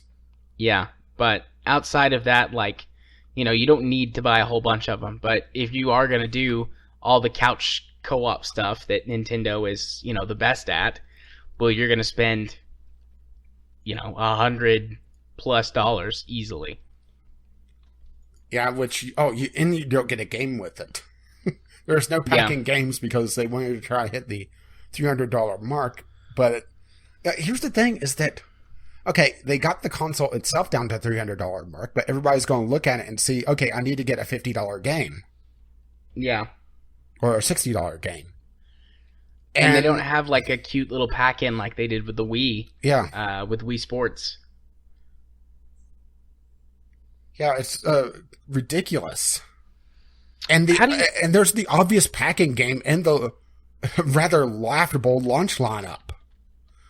Maybe that's why they were doing it. Not because of price point. Well, price point may have been part of it, but 5 games on launch. I actually did a little bit of poking around. This is the smallest launch library I was able to find. And okay. We have Zelda. We have Bomberman. We have 1, 2, 3 Switch. 1, 2 Switch. And what was the other two? The punchy thing. Isn't that a launch title? The punch game is? I'm just double checking this. There's Skylanders. And Just Dance. Yeah. So not a lot. Yeah, and in March, when this is launching, there's Snipper Clips, which I don't know. This is just a small ass JPEG that I found real quick. I can't read that. Has Been Hero, and I Am Suzuta in March. So 5 on launch day, March 3rd. And then 4 more in March, with Mario Kart coming out in late April. So, unless you're a Zelda fan, or really, really, really like Just Dance, unless one of these other ones are really good that I don't know about, I would say that there's nothing in the launch library until, spring, or mid-spring, with Mario Kart, and maybe a couple of the other ones here. Yeah. That and their digital back catalog, which is garbage. Their ROM back catalog. But you get one for a month if you pay for the online service, because it went pay online service. Yeah. The one positive thing that I can think about this is that maybe because people have to pay for it now, Nintendo will actually have to make it work. Yeah, I know. I'm optimistic. Microsoft and Sony doesn't do that. Yeah, but Nintendo's is broken and it's free, so maybe they'll fix it when you pay money for it. They're running voice chat through a fucking smartphone app. They are not going to fix their online. Maybe they will. Just maybe. Maybe the stars will align and Nintendo will be Nintendo. And they will Nintendo in a way that is Nintendoing. What the hell are you on, and can I have some? Because you coffee, must be high off your balls right now. Coffee and lack of sleep. Well, I'm running on that, and I'm not that high. Well, maybe I need to up the dosage or lower the dosage. Nintendo is not going to make their online worth the price that you're paying for it. Mark my words. And I want to be proven wrong on this, but I'm saying they will not make it worthwhile. And just the fact that, well, here's how much thought that they put into this. Well, let's get back to the ROM thing. Okay. Sony and Microsoft, you get your games for Windows, Xbox Gold. Remember, I am a PC gamer, so I think games for Windows whenever I think Xbox and the sucky things. Xbox Gold and then the PlayStation Plus free games. You get those, and as long as you're subscribed, you have those games. Nintendo, you get a ROM or a digital version of a NES or SNES game. That I will say this. I will give them credit for this. That they are making it so that multiplayer in these games will work through their service. So it's essentially an emulator that has net play. Yeah, shame PC doesn't have that. Oh wait. But here's the thing. And this is just showing you the thought that Nintendo has put into their online service. You get that for the month. Then, when the month is over, you have to buy that game if you wish to continue playing it. I can hear you Googling this to make sure this is true. No. I know that's true. Haven't heard anything about the price for their service yet. I haven't heard anything either. I've heard a lot of people saying they're expecting the Xbox, $60 a year. Because that's kind of the industry standard at this point. Here's what they should do, and Nintendo won't do this because Nintendo is Nintendo, and they like to Nintendo. But what they should do is say, oh, if you pay for our subscription service, you have access to the entire NES and SNES back catalog that we have digital versions for. And for as long as you're subscribed. And I could almost guarantee you that people would buy the Switch and pay for the service just to have access to those games easily. Because, not everybody is ROMs aren't hard, but they require a little bit of technical knowledge, and a lot of people don't possess that knowledge. Mm-hmm. And even when you get them working, sometimes they just don't work properly. Yeah. Differences in, hardware and screen resolutions and things can cause issues, and frame rates on a lot of those games. Like a lot of the physics in old games is tied to frame rates, and, depending on how good depending on how good the emulator is. Some games don't work right. Matter of fact, well, I haven't tried it in years and years and years, but I've tried to go back to Zelda 64, Ocarina of Time, and it just was a broken mess. It just wouldn't work correctly. Granted, it probably is a lot better these days because it's been, I would say, 10 years since I tried it. And now that I really think about it, damn, has it been that long? But anyways, if Nintendo had said that, I bet there wouldn't be anybody bitching about Nintendo having a paid service, because everyone would just reframe it as, oh, subscribe to the Nintendo's classic library. Yeah, but see, that would be doing online services smartly. Yeah, that would be a proper business, an intelligent business decision that is positive for the consumer. And Nintendo just likes to be wacky because they're Nintendo. Well, I said it yesterday while we were recording Rocket League. Nintendo is the Apple of consoles. Yeah. Nintendo is not about the hardware. It is about the lifestyle. And you could tell that with their conferences. Yeah. And Microsoft and Sony are not anything like that. That's why it's always, the big two and Nintendo instead of the big three when it comes to the console market. Not just because of the market share that Nintendo has, it's because of how Nintendo works. You have pretty much the lifetime fans of Nintendo, and anything that they'll shit out, they'll get. Yeah.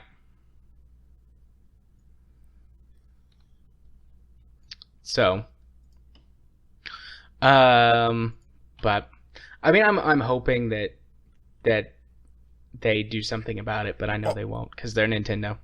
Well, can we talk a little bit more about the hardware and the fact that there's not even an Ethernet port on the dock? Sure. They're running everything through Wi-Fi, and in order to have an Ethernet port, you have to use a dongle. So they are Apple. Yeah, I mean, granted, I know that isn't a huge deal breaker, but at the same time, I like to think that the consoles work a lot better with the Ethernet instead of going through Wi-Fi, because you're relying on whatever Wi-Fi device that they're putting into these consoles, and you know that it's probably going to be the cheapest that they could get that's that has a reasonable quality. Well, I can confirm for you that on Xbox it doesn't really make much of a difference.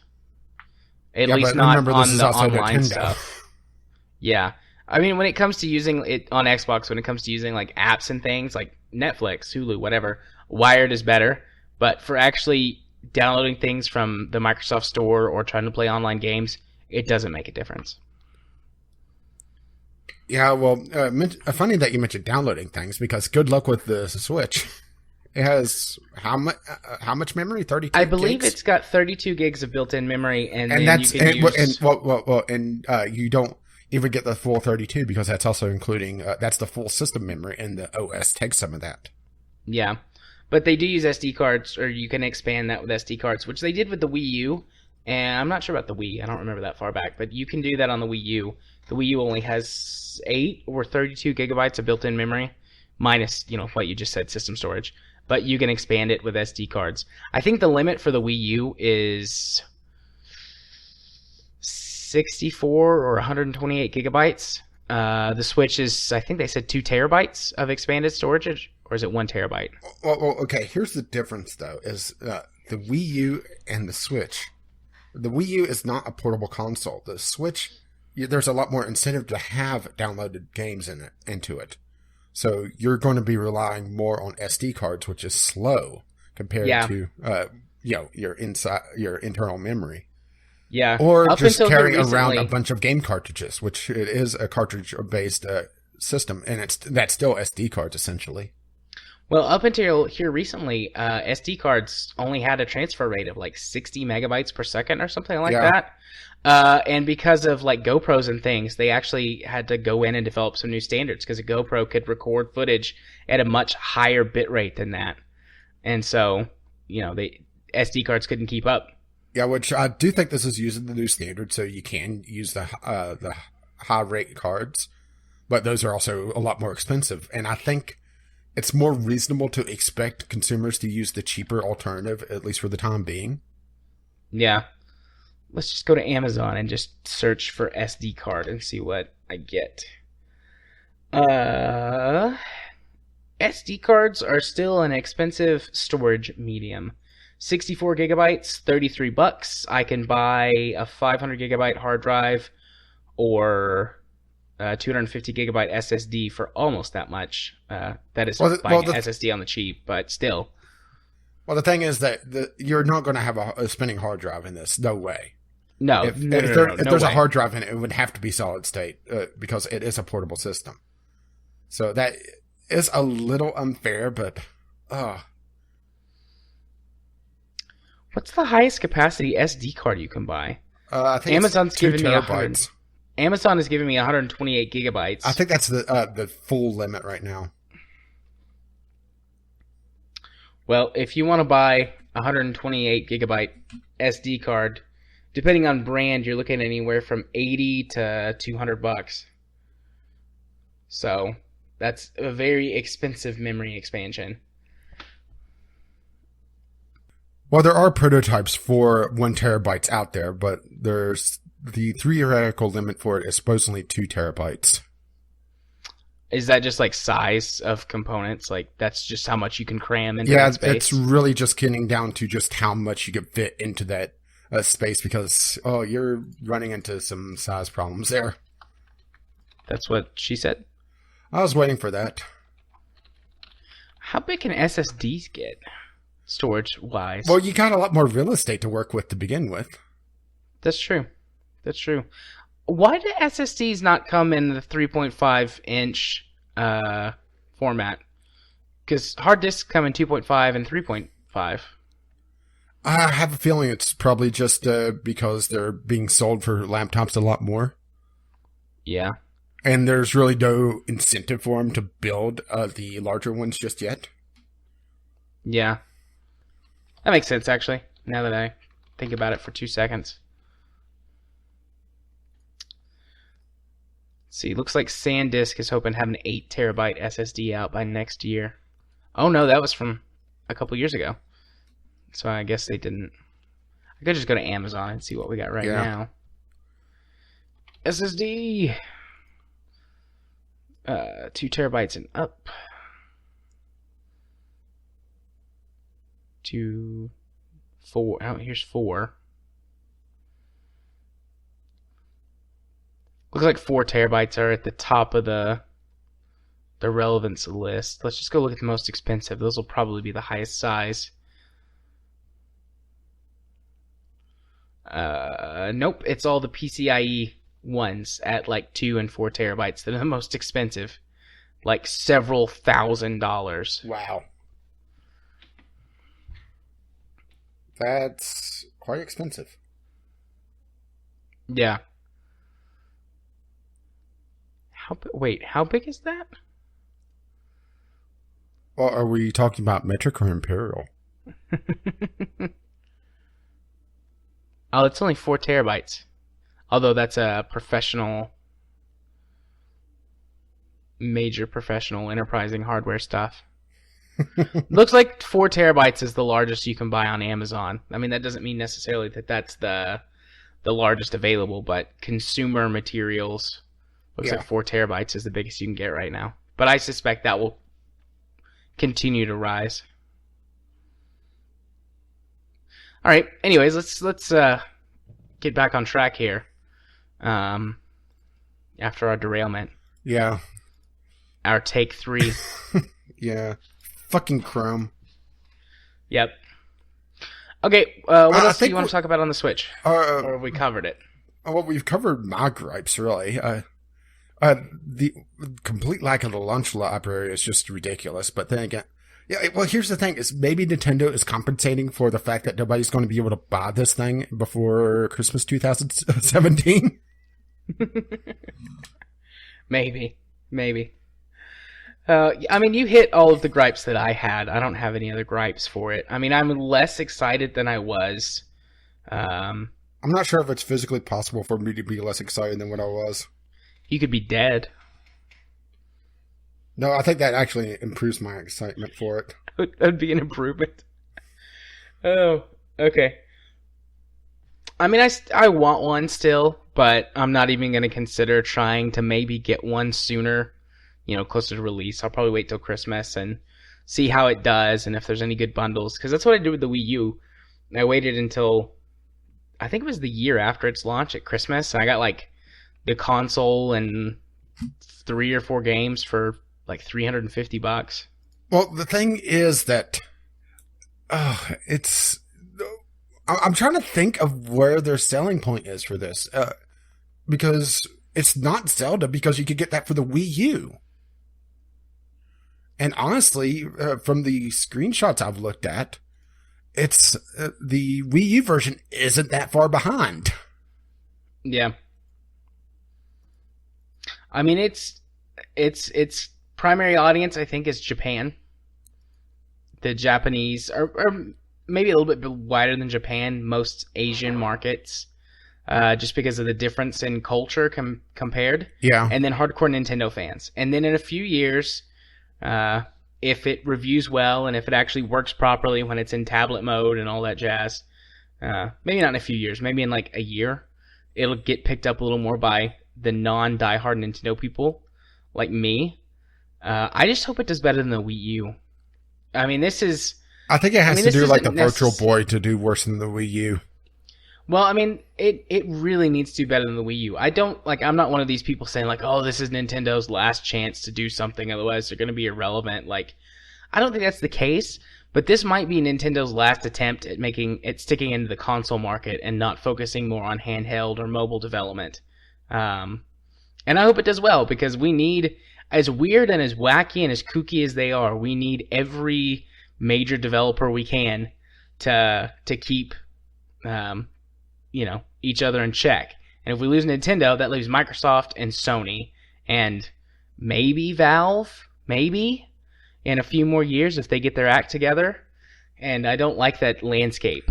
Yeah, it's things are just, it's all homogenizing. It's the EA problem, is that the bigger guys are swallowing up the smaller ones, and you're going to end up with just a few big fish in the pool and dealing with what they shit out instead of having all the little guys. I am okay with a few big fish as long as there are a few and not just two. Well, that's the problem, is that we're looking at just a few at this point, and it's more not they're vastly different enough that if you fall into one of those dishes that one caters to, it is one fish. Yeah. And that's going to be part of the problem, is that you're going to be looking at that and just seeing, okay, I'm really into platformers, so it's pretty much Nintendo at this point. Yes, there are platformers on other systems, but you don't really have the Nintendo brand platformers other places outside of indie games on PC. Do you think that's fair to say? I think so. Or you like shooters? Well, outside of Splatoon, you don't really have a lot on Nintendo that I could think of offhand. Outside of Splatoon, I don't think you have anything on Nintendo. Well, on the Wii U, Splatoon's like the big shooter there. Yeah. Which was praised for being weird because, it's a Nintendo shooter. You don't see a lot of that. So you're trying to go to either PC, PlayStation, or Xbox, depending on what you're looking for. I guess Wii U had 2 really crappy Metroid games. Those were shooters. Yeah, but I don't think we talk about those, right? No, we don't talk about those. Okay. Well, best of luck, Nintendo. You're weird and you're wacky, and I think half the stuff you're doing is stupid, but, Nintendo surprises us. So yeah, and sometimes even in a good way. Yeah. So good luck, guys. And let's move on to a more positive outlook of the future, with the games that we're looking forward to. Yeah, especially considering a couple of days things are not going to be very positive. Yeah, let's not think about that. Let's not. Actually, if you're listening to this and you're not somehow cheating, that's today, so. But we're not going to talk about it. We're not going to dwell on it. Let's think about happy things. Let's put it this way. Only thing I'm looking forward to Friday is you tweeting about it. Because I know you're going to tweet about it. Yep. I think you would have to be dead for you not to be tweeting. I have a client at noon when it starts, and then I've got a break for a few hours. So, oh boy, be prepared for tweets. And the thing is, this tells you the lifestyle I lead. I go to sleep at about noon.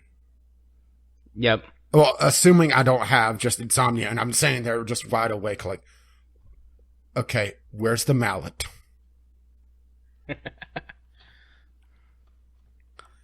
So, yeah, I'll be sleeping through that, thankfully. Wake up to some entertainment from me. I'll wake up to the apocalypse. Wake up like in The Walking Dead. Wake up in the hospital like, what happened? But no, let's talk about games that we're excited that are coming out in 2017. Okay. We've each got 6, and you based your number off of how many I had. So yeah. We'll alternate. Do you want to go first? Do you want me to go first? You could go first. Okay. Well, mine are in their release order based on this just one website that I looked at. Well, a lot of mine are to be determined on releases, and I kind of cheated and I went through the Steam upcoming list, because I'll be honest, I looked at some of the upcoming lists and was like, there's nothing here that I could say I'm excited for. Right. Well, my first game is Halo Wars 2. That comes out a month from now. Almost exactly a month from now, actually. And I mean, I love the Halo universe. I've talked about it at length. I love the expanded universe. I loved the earlier games.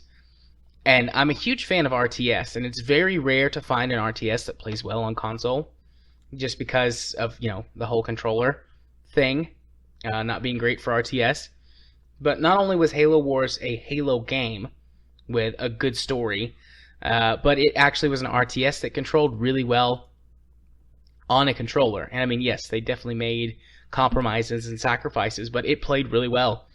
And I spent a long time playing it. It was one of the only games that I got 1,000 gamer score in, which was basically 100% complete. And so I'm really looking forward to the second one coming out. I haven't decided if I want to buy it on console or PC. I probably will buy it on console just because you can stream from the Xbox to your PC, but you can't do it the other way around. Mm-hmm.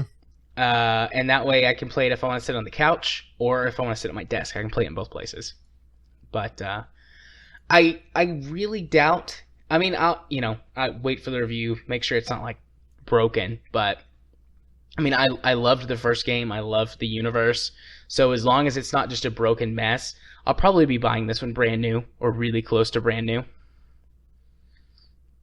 And I'm excited for it. It's probably the game I'm most looking forward to this year. Although it does have a close second with another one of my games that's on this list, Mass Effect Andromeda. But I'll talk about that when I get down to it when it's my turn. What about you, Rage? What's your first one? Okay, my first one is the new South Park game, South Park: The Fractured But Whole. Tee-hee. I will admit that I haven't completed the Stick of Truth yet, but I absolutely love the take of, essentially a satire of the fantasy genre, really. Yeah. And the Fractured But Whole is a satire on the entire superhero genre. And that's, but it's not just, the Stick of Truth with, a superhero mask over it, if you pardon the turn of phrase there. But they're really deepening the combat, which was really the weak point of the Stick of Truth, because the Stick of Truth, once you set up properly, it was just, a pretty much auto win. And then the game will throw a new thing at you, and you have to figure out what to do with that, and, then it's pretty much barreling through again. Right. And essentially the only wild card was the summons, which you could use once per day, which the game takes place over 3 days. So you essentially get one set for the first day, one set for the second day, and one set for the third day, which all of them are essentially just an instant out of combat thing, but you couldn't use them in boss fights. So it was more, oh crap, I'm about to lose and I'm right at the, just need to heal up. Right. Use the summon to end combat. And some of them were kind of awesome, like Jesus coming down out of the sky, putting on shades, and then shooting people with an assault rifle. Yeah.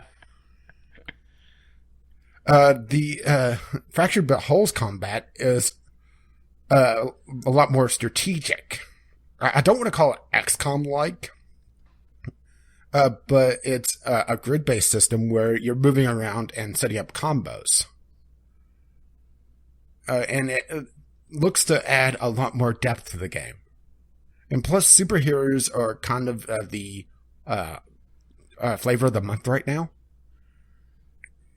And just the fact that they're making fun of both Marvel and DC in the trailer for this thing just tells me that they're really going to be on point for it. At least I hope so. Yeah.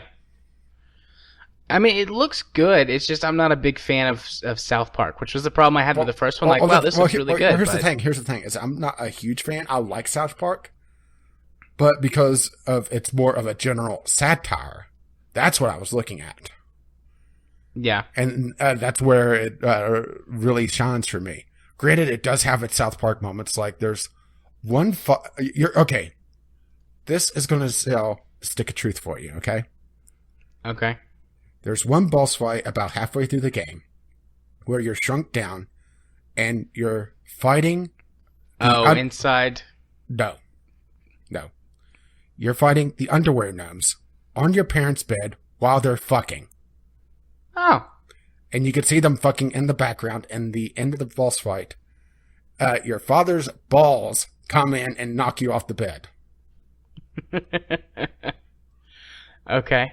I think that sold the game to you just now, didn't it? Maybe. Although I could just watch that on YouTube as well. Assuming that you could, you can find it, but YouTube probably would frown on that. Probably on that cutscene, because YouTube doesn't like fun stuff,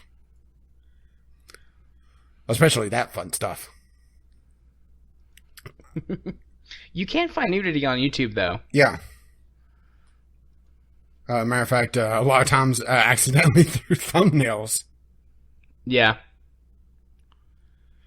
It's just the thing is that it's against their terms of service usually, so which YouTube is really odd about how they handle that anyway. But getting back to the Stick of Truth, and because it's more of a general satire for me, yes, it has a lot of South Park references, and some of them are lost on me, I will admit, but it's a lot of the older South Park references as well. So yeah. I still get them. But it was more of, for the fantasy genre, of making fun of, one of the few times I actually support Cartman because he wants to kill the stinking elves. Yeah, you and your thing against elves because of Dwarf Fortress. Yeah. If you ever played Dwarf Fortress and spent any time trying to deal with the elves, you would hate them. Trust me. Poor elves. The elves are tree-hugging, hypocritical bastards who will try to kill you if you harm a tree.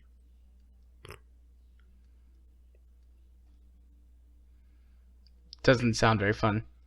And they'll actually cut off trade relations with you if you try to sell them things in a wooden bin. And no, I'm not Everybody joking. likes a little wood. Wink. They'll cut off trade relations with you if you try to sell them glass products, because glass products use ash in them, which you get ash from burning wood.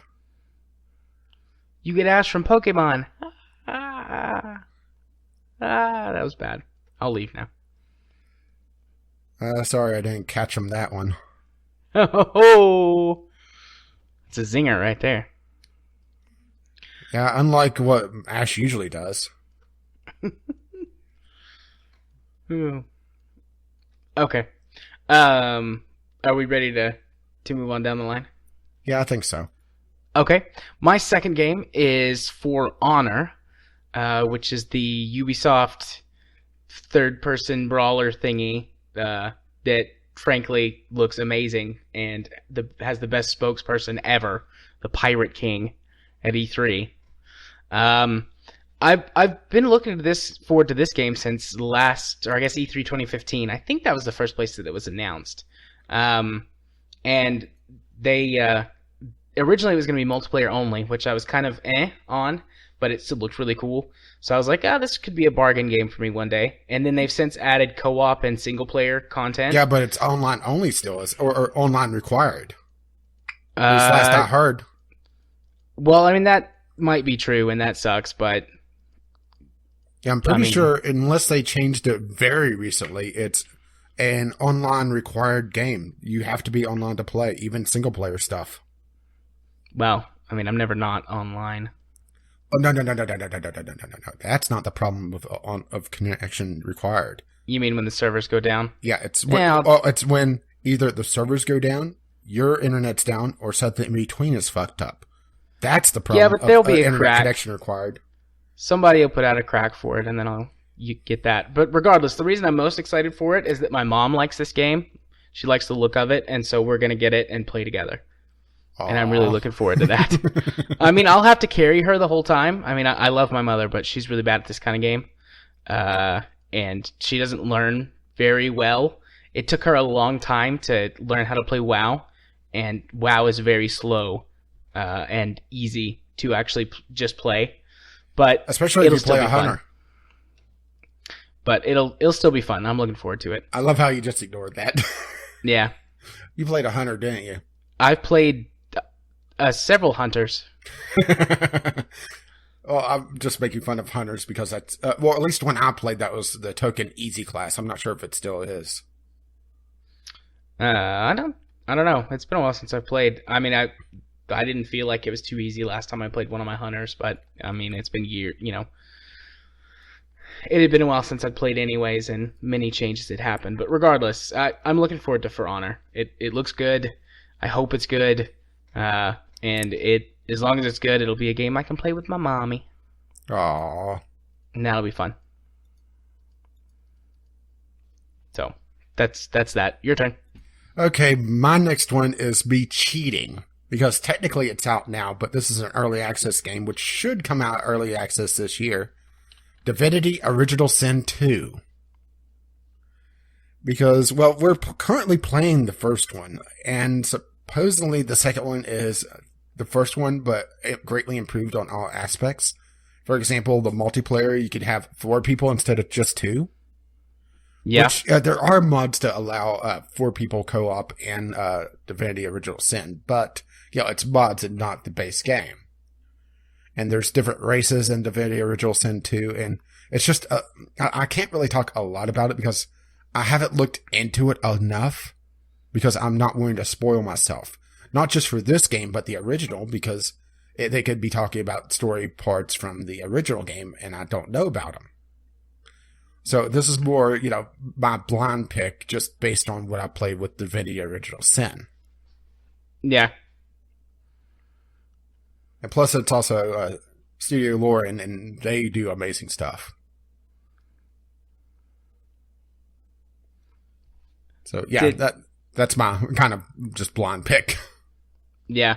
Was that the one that you cheated to bring on the list? Yeah. Yeah, to match me in numbers. Yeah, essentially, because, like I said, it's available right now, but it's an early access RPG. You do not play early access RPGs. No, you don't. Well, I mean, you could, but you shouldn't. Okay, well, my next game on the list is Mass Effect Andromeda. As far as series go, the Mass Effect series is my favorite series of all time. I just loved the overarching story, even the convoluted and kind of crummy ending. I still enjoyed it because it was the ending to my journey and yada yada, all that. And Andromeda is the next step. It's been, how many years? 5 years since a Mass Effect game. Oh no, I didn't play 3. With the whole controversy surrounding 3 with the ending, and then it blew up into the whole, well, you're just entitled. I just lost all interest in playing Mass Effect. It has been 5 years since Mass Effect 3 came out. So I'm really looking forward to another adventure through the Mass Effect universe. All of the pre-game stuff looks pretty good, like the stuff that they've released. I'm excited to go to a new universe, kind of be set aside from the whole, Reaper saga and Shepard. Like, I love Shepard as a character, but I'm really glad they didn't go back and try and do a prequel or somehow tack a 4th game on to the trilogy, because there's really nowhere they could have gone that would have done that story justice. Maybe they could have put a 4th game in and actually put in the proper ending. Or do DLC and say, okay, well, fix it in DLC. Here, give us $15. They did do that, though. Oh, they did? Like I said, I didn't pay attention to Mass Effect 3. They changed the ending and added a whole bunch of stuff to it to flush it out a little bit more. Oh, they added another color?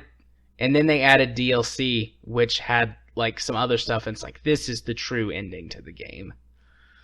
The rest of that was just a terrible fever dream. But anyways, acid, he took acid and had this dream where there was all these colors. But anyways, I'm glad that they didn't continue to or attempt to try to continue the Shepherd saga. So I'm looking forward to it. Again, this is probably a game I'll buy pretty close to release as long as it's not a broken mess. I have no idea how I'm going to buy it though, because I know from it just won't work on Xbox One. It just won't. So I'm gonna have to decide if I want to buy it on Origin.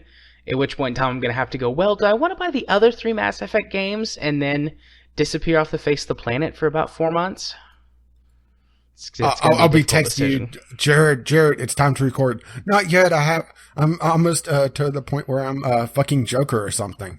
Because you've modded Joker into one of the sex scenes. There is Rule 34 of Joker having sex with characters. Also known as Rule 34. Indeed. I know I have one of the Mass Effect games on Origin, but I'm actually trying to beat up Origin right now to see which one. I think it's Mass Effect 2. Yeah, I hate that Mass Effect 3 never came out on Steam. But, I mean, it's smart. If you want to play the whole trilogy, it's a smart business move. If you want to play the whole trilogy, you have to go to Origin. Smart business move, but it fucks over consumers. So I hate it. That's another reason why I didn't buy Mass Effect 3. Yeah. Let's see. The Mass Effect trilogy. Oh, it's only $30? Does it have all the DLC included? No. There was never a complete package for Mass Effect 2. In order to get the DLC for Mass Effect 2, you have to get the BioWare points. You could buy in stores, because you could buy the trilogy, and it had all the DLC even for Mass Effect 2. You could buy the physical package, and it had a code inside that you put in, and it gave you all that garbage. Oh, man. Oh. Be still, my beating heart. Only $30. Uh-oh. I'm gonna hold off for now. Kyle, can you hear me? I may need you. But you bet your ass I'm gonna buy this soon. I'll wait till I get my hard disk back, because there's no way all 3 of these games will fit on my SSD. But I think it's time for another romp through the Mass Effect universe. Oh boy. One more time. There's no way I'll make it. Maybe I'll play all 3, and then that's when I'll buy Andromeda, once I finish the trilogy again. Yeah. Okay, well, Origin just finished installing updates, so I'm seeing which one I have.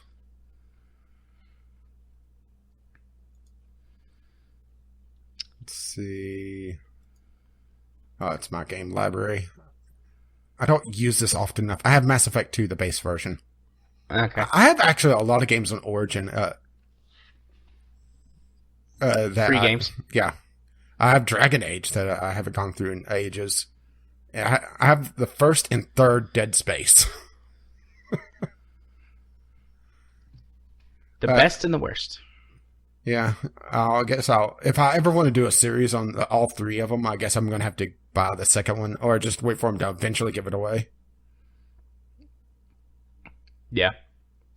But I also have one of the better, one of the underrated games on here as well, Jade Empire. Yeah. I think that's a really underrated one, don't you? It is. It's a really good game. I'm a little sad that they never continued it, but with the way they've gone these days, I almost don't want them to do a Jade Empire now. Yeah. Because I just see what they did with Dragon Age. Because nothing against the current Dragon Age, it's just I far prefer how they handled Dragon Age Origins combat-wise. Yeah, I prefer its combat to Inquisition's combat, but Inquisition is still a good game. It's still got the BioWare writing, which is what makes those games. So, anyways, is it your turn? It is your turn. Yeah. Another one that I can't talk a lot about, mostly because there's not a lot known about it just yet, as far as I know. Warhammer 40k Dawn of War 3. I never really played the first Dawn of War. I have it, or at least part of it. They had the gold edition now on Steam, and they eventually gave away part of it. But I absolutely loved playing Dawn of War 2. I'd never beat it. There's a lot of games that I play several hours of, and then I just put down and step away from. And Dawn of War 2 kind of suffered that. But it was a squad-based RTS. almost MOBA-esque, where you're controlling individual units instead of this massive army. Yeah. But I absolutely loved it. Granted, I didn't really get into the lore. That was my problem with Space Marine, is that I've never sat down and figured out the lore or read through the books or anything. So I don't have the knowledge to say, oh, well, it's that guy, or, know the backstory of all the units and everything. So I'm not invested in it, but I will say that I absolutely love playing Dawn of War, and I hope that the third one lives up to what the second one did. And it seems like they are doing that. Yeah. I know I think we had this conversation a couple weeks ago. I know some of the Warhammer lore, but not a ton. When I talked about Space Marine, finishing that off. Yeah, so I won't have that conversation again then. Yeah, but you can see on the screenshots, a lot of it is very, very small amounts of units. Yeah. But it looks like they may be bringing back base building, which was something that they took out of Dawn of War 2, which I'm not sold on having to have base building in an RTS if they set it up right. Yeah. Something like how the Company of Heroes games does it, where it's you don't have your production or you don't have the resource production. Sorry, I was blanking on a word there. In your base, instead you're capturing nodes to generate resources over time. I like that style, but whenever you start getting into the StarCraft stuff, it really depends on how they set it up. Yeah, where you have your resource production in base, and you have to watch for people sniping your production there instead of having the battle out in the field. Yeah. Okay. Well, my next game is the one outlier on my list, I think. Yooka-Laylee. I honestly don't know if I'll actually play this game, but I'm really excited to see it because of a lot of the discussions we've had, on our time so far on the podcast with the game industry goes the wrong direction. It abandons things that people still want, but they think that it's moved on. They take the wrong lessons from things. Nintendo. Yeah, but it's nice to see a 3D platformer built by, some of the people who made a great one in the past, and all the support that this game got. I mean, who knows? I might play it. Yeah, I didn't see about this. Who's making this? The same people who made Banjo-Kazooie. Oh, really? Yeah. I was about to say that I'm looking at the screenshot or the art of this. It looks like a platformer. This is going to sound really like a backhanded compliment, but it looks like a high texture pack on a 90s platformer. That's basically what it is. That's what Banjo-Kazooie and Donkey Kong Country, which is the other game that they did, or I guess are famous for, are 90s platformers. So I'm really excited, and I hope that this sort of thing gets picked up, because there's a few Kickstarters this year. There's this, and what's the one that was the Castlevania dev is making? I don't know offhand. Well, whatever. The dev behind Castlevania is making a Kickstarter game that's supposed to release this year. Another genre that many people consider dead or dying, and it received millions of dollars in backing because people actually want those games, and good versions of those games really don't exist or are very, very hard to come by these days. But people still want new games, that capitalize on advances in technology in those genres. So, yeah, I'm looking at some of the trailers for this, and it does remind me of the 90s genre. Yeah. So, just as long as it doesn't go the Mighty Number 9 route. Hopefully it's not that, and it's good. Yeah, but, we never really talked about that.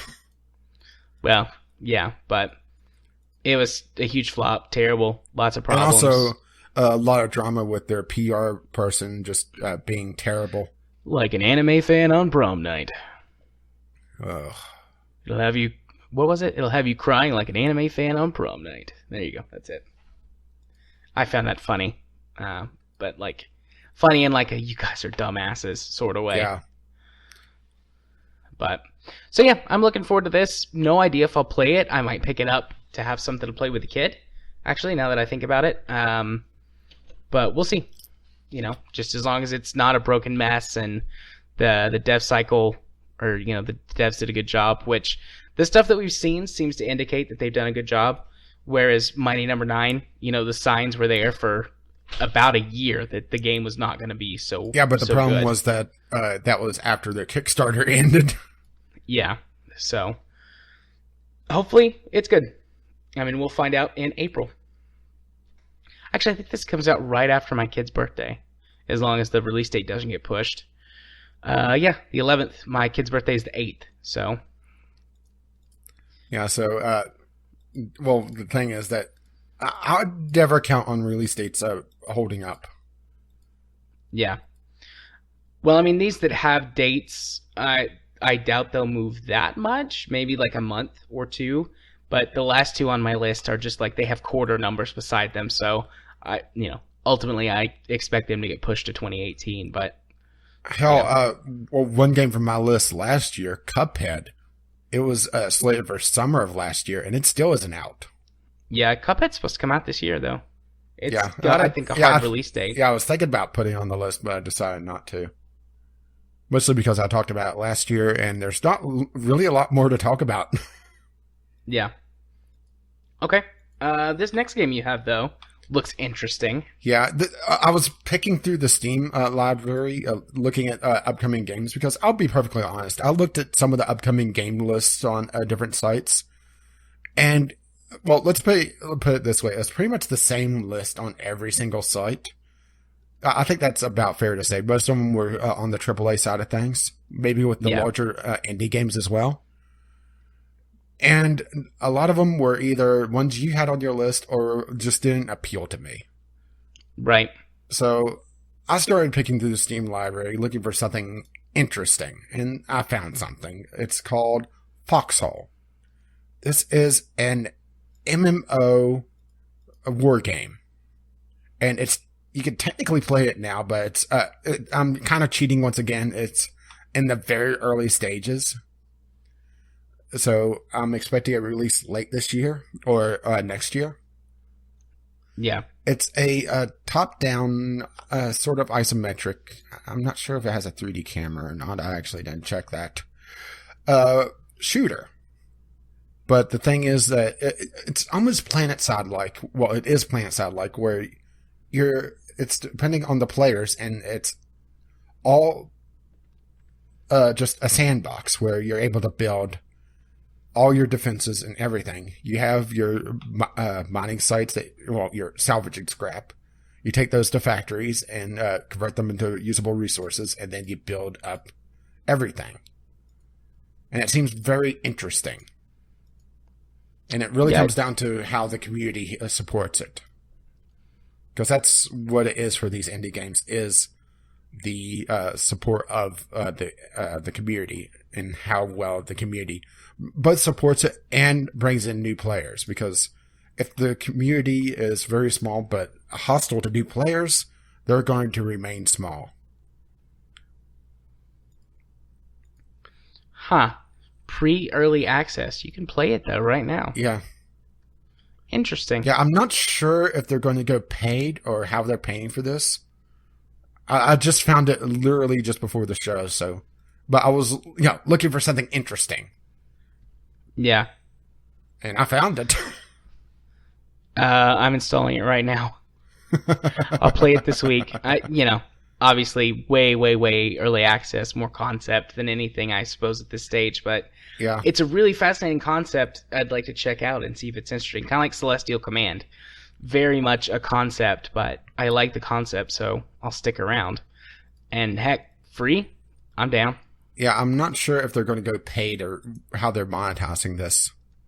Because that's also going to be the big thing, monetization. If they go a paid store where, it's all cosmetics, I have no problem with it. But, if it starts to get guns and you buy resources or you mine them, that starts to get a little iffy. Yeah. Because then it comes down to which side has the whale on it. Yeah. Well, I'll report on it next week. Yeah, I may check it out with you. Sounds good. That could be an interesting... Well, it probably wouldn't be good to do a stream night on it, but get together some night and play it during the week. Yeah. Okay. My next game is Ace Combat 7. This is another one... Honestly, I thought Ace Combat was dead after the last Ace Combat game, which at its core as a flying game was still good. Or I guess I should say it's still mechanically sound. But they dropped it into the real world and tried to give it like this cheesy American action movie storyline, and that just killed a lot of the magic of the game, because the Ace Combat series has always been weird.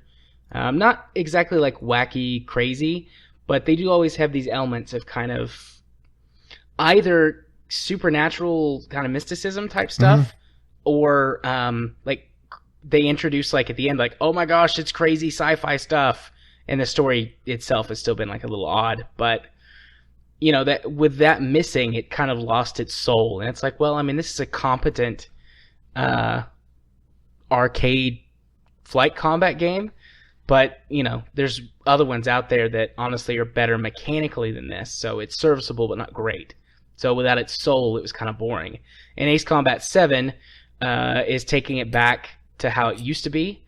They haven't released very many story details. They just have confirmed, like, no, we heard our fans. We're going to do away with that stuff. We're going to go back to our fantasy universes and tell stories from there. So I'm very much looking forward to it. I'm hoping that it comes out on Steam, on PC, I should say, because I've never played an Ace Combat game with an actual flight stick, because the only flight stick that worked with them on Xbox was like $100, and I never bought it because why would I? I was like for a in single high game. school. Yeah. Actually, I think Ace Combat 6 came out while I was in college, but I mean, I was a poor college kid. I didn't have money. Heck, I don't have very much money now, but regardless, I wasn't going to pay $100 for the Ace, for the flight stick that was good for like 2 games, and I only had one of them, So I'll be honest, I was very tempted by the massive controller that was good for 1 game on the original Xbox, Steel Battalion. Yeah, Steel Battalion. Well, the thing is that nowadays you could use it to through drivers on PC to actually run a PC game, and it'd take your entire desk to do it. So worth it, though. It'd be worth it if I had the desk space. I mean, I've got more desk space now than I did 2 months ago, but not that much desk space. But if I had that controller, I would figure out how to use it somewhere. Yeah. I have the battle station where I turn around my monitor and have it set next to the desk. Yeah. But Ace Combat has got a Q3 estimated release, so if it comes out in 2017, I'll be surprised. But fingers crossed that it makes it. This will probably be a game that I would buy like day one, like just from excitement, which is dangerous. But like, I have this very profound connection with Ace Combat. Like, it was one of the few games that I had as a kid for like my PlayStation when I was, I don't know, middle school, late elementary, early middle school. Because there's been quite a few Ace Combat games. I jumped in the series at Ace Combat 4, but, the numbered releases are kind of the main ones. And for every numbered release, there's like 3 spin-off games. So I've played quite a few Ace Combat games and have unlocked everything in all of them that I've ever played, and like perfected all the missions. And like, I would just play through it over and over and over and over again. 1, because I was a kid and I didn't have very many games. But 2, just like, I did have other games I could play over and over again, and I didn't play them. I was playing Ace Combat, so. It and Naval Ops. I should put Naval Ops on the Game Club list. Oh, boy. It's interesting. I don't know if you'd like it or not, but it's interesting. Well, hang on. There was one game that I found while poking around that would have been... I'm surprised it wasn't on your list, actually. What is it? Here it is. I'm going to link it to you. Okay. And I'm surprised that it's not on your list. It's probably you didn't know about it. Yeah, and probably not. And it's going to be your 7th game now. Train Mechanic Simulator. Huh. All right. Yep, that's on the wish list.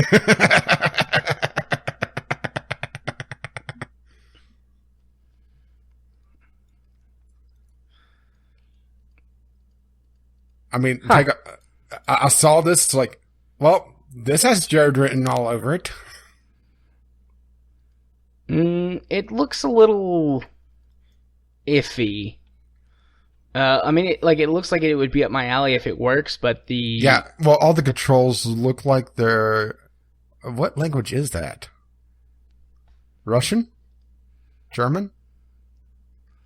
I'm not sure.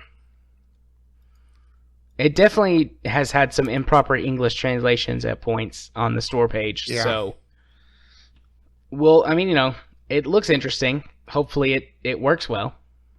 If it does, I'll buy it. Oh, no. I just did a quick translation. This is Polish. Oh, interesting. Maybe they could hire one of our friends to do a translation of this. Maybe. Oh, that train's crashed. And you have to fix it. You have to rescue it with a crane and repair it. Yes. They just sold it to you, didn't they? I'm pleased. Like I said, I saw this and I thought of you. Yeah. We'll see. Well, I'll keep my eye on it. But this is also what happens whenever I go through the Steam upcoming releases. As I start finding weird shit. Like Foxhole and Train Mechanic Simulator 2017. Yeah. Okay. You are next, correct? Yeah, because I said Ace Combat, and we kind of got off the rails on it a little bit. So you're up. Oh, nice pun. Hey-o. Okay, how about one that I actually know a bit about? Heat Signature. I think I remember you talking about this game a few months ago. Yeah, this is from Tom Francis. He did Gunpoint, if you ever seen that game. It sounds familiar. Let me look it up on Google. You're a spy in Gunpoint, and the big thing about it is that's a stealth puzzle game, essentially. Right. Where you're rewiring the level to do certain things. To allow you to progress or to kill the guards. Uh-huh. Well, Heat Signature, it's a procedurally generated space game, and your goal is to do missions in it. I'm not sure if there's going to be a story in this yet. He's talking more about the mechanics of the game still. But all the spaceships are procedurally generated, and you take them over, or just kill everyone and get the loot off of them. And kind of rinse and repeat. It's still a stealth game in the sense of Gunpoint, but you are. It's essentially a space pirate simulator, and it looks very interesting to me. Yeah, it does not. It looks interesting, but not like it's up my alley. Well, it really depends on how they handle things. Yeah. But I want to see where they go with this, and that's what really my list is either games I really want to play or games I'm interested to see where they're going. Right. And that's one of these. This one's one of those, I should say. Right. And plus, I did like Gunpoint. Granted, I haven't beaten it yet, and it's one of those games that I have for my channel eventually. Yeah. But it has Gunpoint has a very solid, almost puzzle-esque game to it. So I'm expecting something like that with this, where as the level generates, it gives you different options, which he's already demonstrated that it does. That you could essentially blow out the airlocks, for example, out of a section of the ship. Yeah. Or even just take the ship over completely. Yeah. I mean, like I said, it looks interesting, but not necessarily like something that I'm typically interested in. But, I'd check it out, see some gameplay, some reviews. It's interesting and an interesting enough concept that I would not just dismiss it out of hand. So, okay, well, my last game is Prey, which is slotted everything, because they're coming. It's slotted for Q4 2017, so obviously that will be in 2018 unless like a miracle happens or something. But so you're praying for that. Got it. I'm praying for Prey.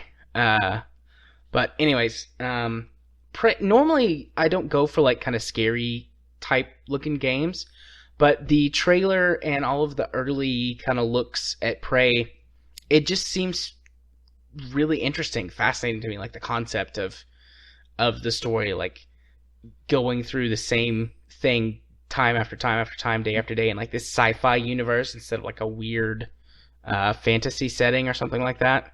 It just, the setting and the gameplay that they showed off look interesting to me, and I liked the original Prey. I mean, this is a remake. I don't know how much it will, if any at all, have in common with the original Prey, but it just, for me, this is like, this looks interesting and fascinating, and I think I would like it. Let's see where it goes.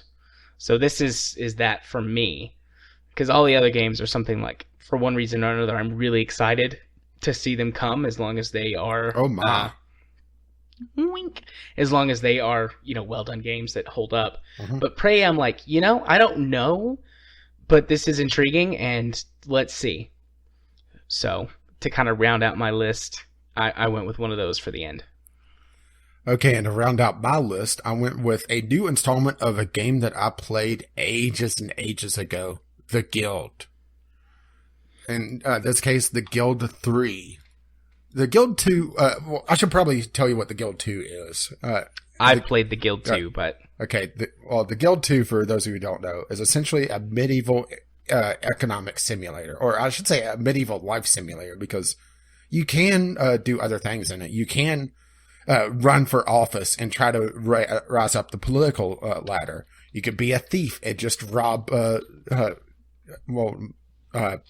people going by, or not stagecoaches, but wagons.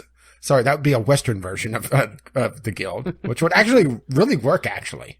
Yeah. Or, that sort of thing, where it's a medieval life simulator. And the Guild 3 is, I don't know a lot about it. I don't think they've released a lot about it just yet. But it's, what I really want is essentially the Guild 2 with a bit better interface. Because that's really the downfall of the Guild, is that it's convoluted in some of the mechanics, and its interface isn't the greatest. Yeah. Yeah, it's been a long time since I've played the Guild. I've actually never played it on Steam. I own it on Steam, but I've never played it on Steam. I think I played it a bit on Steam. And supposedly, the Guild is really good with multiplayer, but getting the multiplayer working these days is a hassle. So yeah. I'm hoping that the Steam works, does something for the multiplayer scene of this. The fact that it could do 16-player multiplayer for the Guild 3 would just be chaos. It'd be fun, though.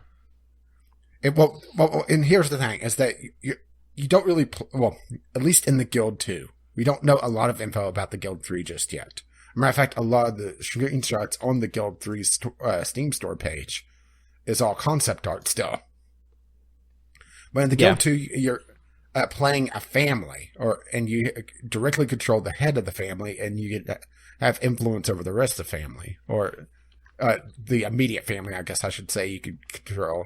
But then you could start hiring people and expanding outwards. So you can have, that uncle that goes off and starts robbing wagons. to try to sabotage the rest of the players while you work up your mining and blacksmithing empire. Which I would do. Yeah, you would have the mining and blacksmithing empire and try to run for office.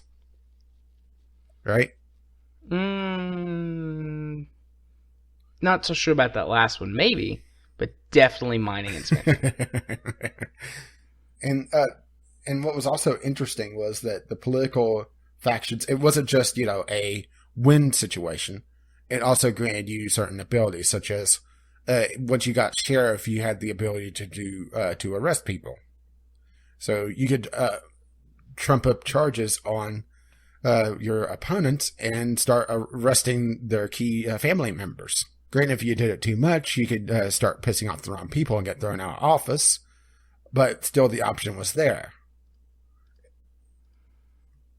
It's just a very interesting game genre that I was a little surprised to see that they were making a third one. Because you don't really see a lot of games like this anymore. Nope, but I'm happy they are. Hopefully it doesn't get canceled or nothing happens to it, because I absolutely would buy that as well. But this is also being published by THQ Nordic, which they've done quite a few and a huge assortment of games, including publishing the Guild 2, I might add. But yeah, they published This Is the Police, for example, very recently. Yeah. Well, let's put it this way. I'm just looking at their relevance on Steam, browsing THQ Nordic. They have the This Is the Police. Then they have things like the Painkiller Black Edition.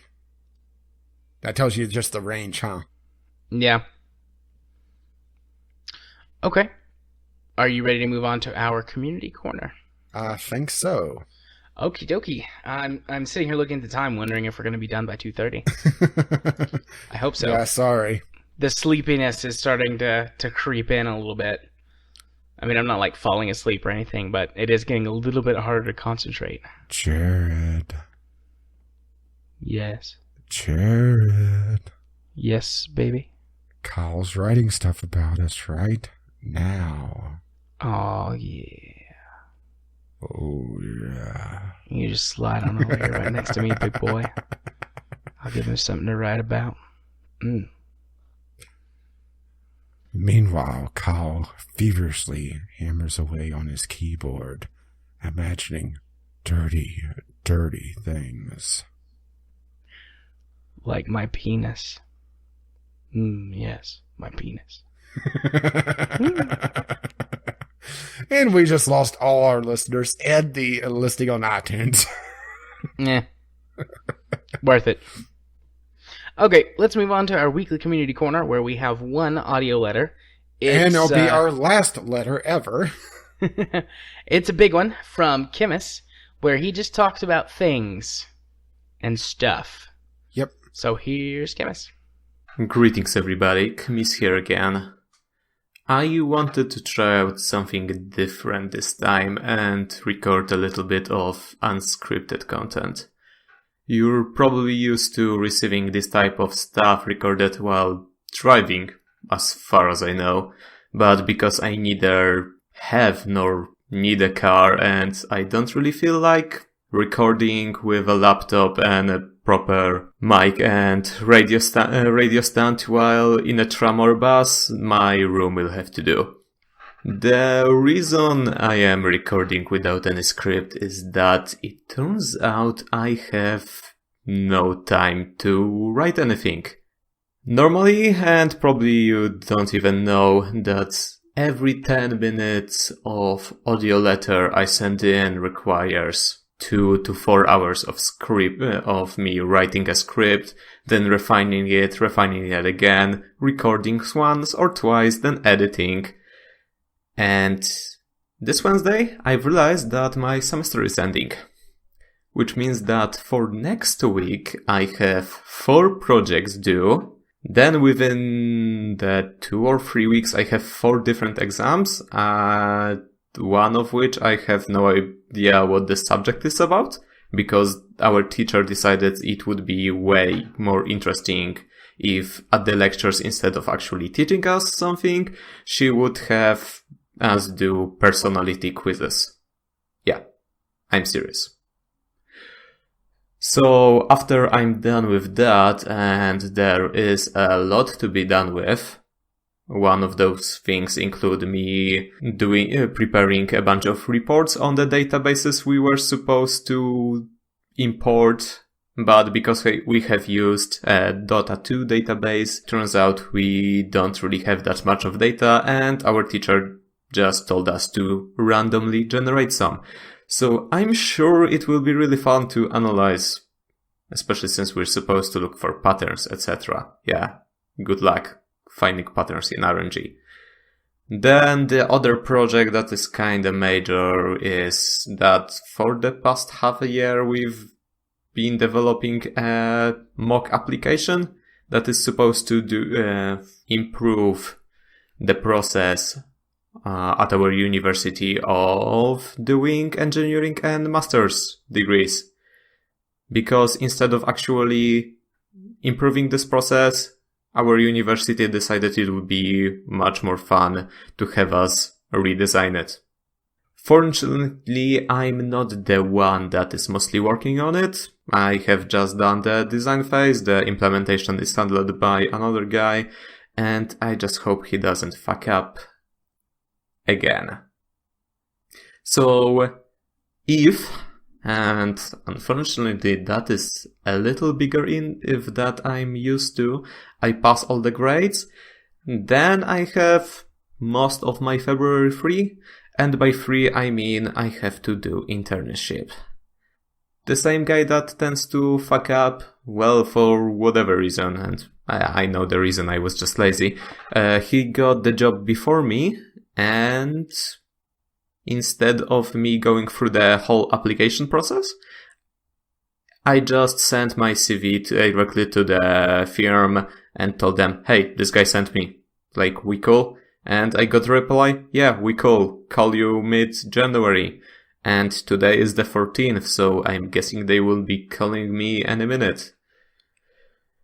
Which makes me really anxious, because, yeah, that's like, I will have to do actual work. That's weird.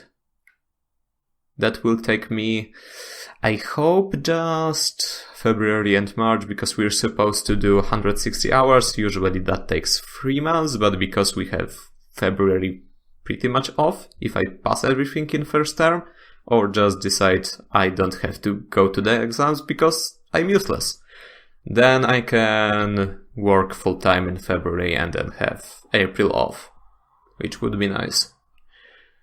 And then there is another thing that, yeah, I will be starting 6th semester, which means I need to pick my engineering thesis topic and a supervisor, which again is something I have absolutely no fucking idea how it will look.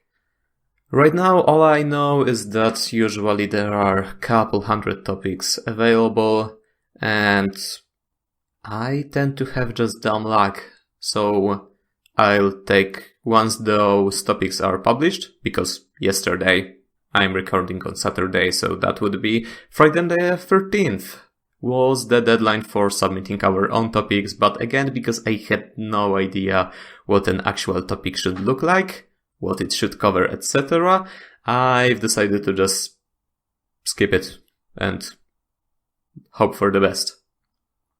So I'll have to look at those topics. Hopefully there will be a couple I am somewhat confident about, and there are also 9 or 10 teachers that throughout 2.5 years that have taught me something. So once I have a list of topics I'm confident about, I can just consider which of those teachers are closely related to any of those topics and tell them, hey, hello, can you be my supervisor? And if they say yes, I don't have anything to do for the next 6 months. And after that, fuck, I don't really want to think about it. This is a little weird because you're expected after doing 7 semesters of engineering just to go straight to masters. But because I'm studying in English, this is a little weirder. We are finishing 7 semester in January and masters in English, instead of starting in March as any others, start in October. So I would have almost a full year off. So the current plan is that during this year off, I will just find a job, hopefully at IBM, because I'm interning at IBM. So I hope after I finish my internship, they'll propose me a job. And even if I don't pick it up immediately, next year, when I'm on the break, I can just tell him, hey, remember me? You told me I'm not useless. Can you hire me right now? And hopefully, and this is yet another big plan that will probably not work at all, after half a year or so, they will tell me, you know what, you're really awesome, you don't need to do any masters. Which means I don't need to go through another 2 years of needless education. But also means I will have to join the workforce, which is really scary. Adulting is hard, you know? Hopefully, because this is not the first time I've actually tried recording something unscripted, just talking to the mic, what I'm thinking right now, stream of thoughts, but mostly I've listened to it and either rewritten everything as a script and re-recorded it, or just scrapped it entirely. So if you are listening to my almost 10 minutes of rambling, that means I'm pretty satisfied with it. And that also means my standards have really fallen. Another reason I'm recording is my mic stand was actually just that, gathering dust. So can I look it up? Can I be bothered to look it up? When was the last time I've recorded an audio letter? The last audio letter I've written was 15th of October. 3 months ago. It was about the guy that tried to scam me. And then I have another 2 email chains just when I was actually on the show. And I need to start thinking about recording the Game Club submission for FTL. Because finally, here's one of the games we're discussing is something I have any interest in playing. I just don't know whether I will have time to play it right now. This has been long enough as it is, me just procrastinating. I needed to take a rest or something before I go absolutely insane. Normally, if just I waste too much time on something, especially this thing doesn't work out at all, like it's been today. Usually, I would just leave the house and go for a walk, but it's way too cold and dark right now. Anything else interesting in my life right now that isn't as depressing as me getting old and having constant panic attacks because I don't know what to do? Oh, yeah, I've told you about it, but again, it's hard to convey what happened in 140 characters. I hate Twitter so much. And yeah, I'm saying it as somebody who tends to write 2,000 word scripts, going off tangent on a tangent on a tangent. Yeah, so I have joined a Brawlhalla clan. So the story is that I've noticed a post on Reddit saying new clan is recruiting, and they're based in EU. I've joined the Discord server. Then after we had enough people, we've all joined a game on Steam, played a bunch of matches, and hey, I was picked. Okay, our clan is a mentoring clan, meaning we have a bunch of diamonds, which is the highest rank in the game, and bunch of golds. The level where you can call yourself competent. You're not yet that good at the game, and yeah, I'm saying it as someone who has 220 hours in game. I'm not really all that good, but you kinda start to get what you're doing. So the whole point of the clan is we have diamonds, who pick gold as their mentorees, and we play a bunch of games together, try to get better by being provided a bunch of tips, And hopefully sometimes we'll get advanced to the mentor's position and just to test where we're standing, we've decided to have a tournament. We have used the double elimination format, which means you are out of the tournament after losing 2 matches instead of 1, which is kind of the standard in the game, and it's much more interesting because you can have such an amazing comebacks. And even if you lose the first match, as was the case with me, you're still not out of the game. In fact, I have worked all my way through the losers, and in the losers finals, I almost won. And by almost, I mean in the tiebreaker, I killed myself twice with a bomb, which was a little embarrassing. But still, I placed 3rd out of 8 people, which is not awful. Especially not as awful as this one guy who just rage quit the clan entirely after losing a game. Okay, so I should probably start wrapping it up. I am embarrassed to admit that right now Audacity reads 21 minutes of me getting progressively more and more silent. Kmis, signing off. Well, thank you, Chemist, for your life story. That sounds really bad. I don't mean it bad. Yeah. I'm glad that you're just talking to us. The wonder he hasn't sent us a letter since October, which I didn't realize it was that long. I knew it was a long time. I just didn't realize it was October. Yeah. Well, I mean, he got busy with school and stuff, so I totally get that. But plus, he's been on the show since then. Yeah. Twice, I think. Was it twice or was it just once? I'm not sure if it's been twice or not. I think it was twice. I think we did one show with him, and then pretty soon after that, we did the awards show. Yeah. But it was also really odd to have a rambling letter without someone walking or driving. Yeah, that is very true. That's usually Ghost's department, although Kyle's done it a time or two as well. Yeah, live from I-75. I could walk to I-75 from here.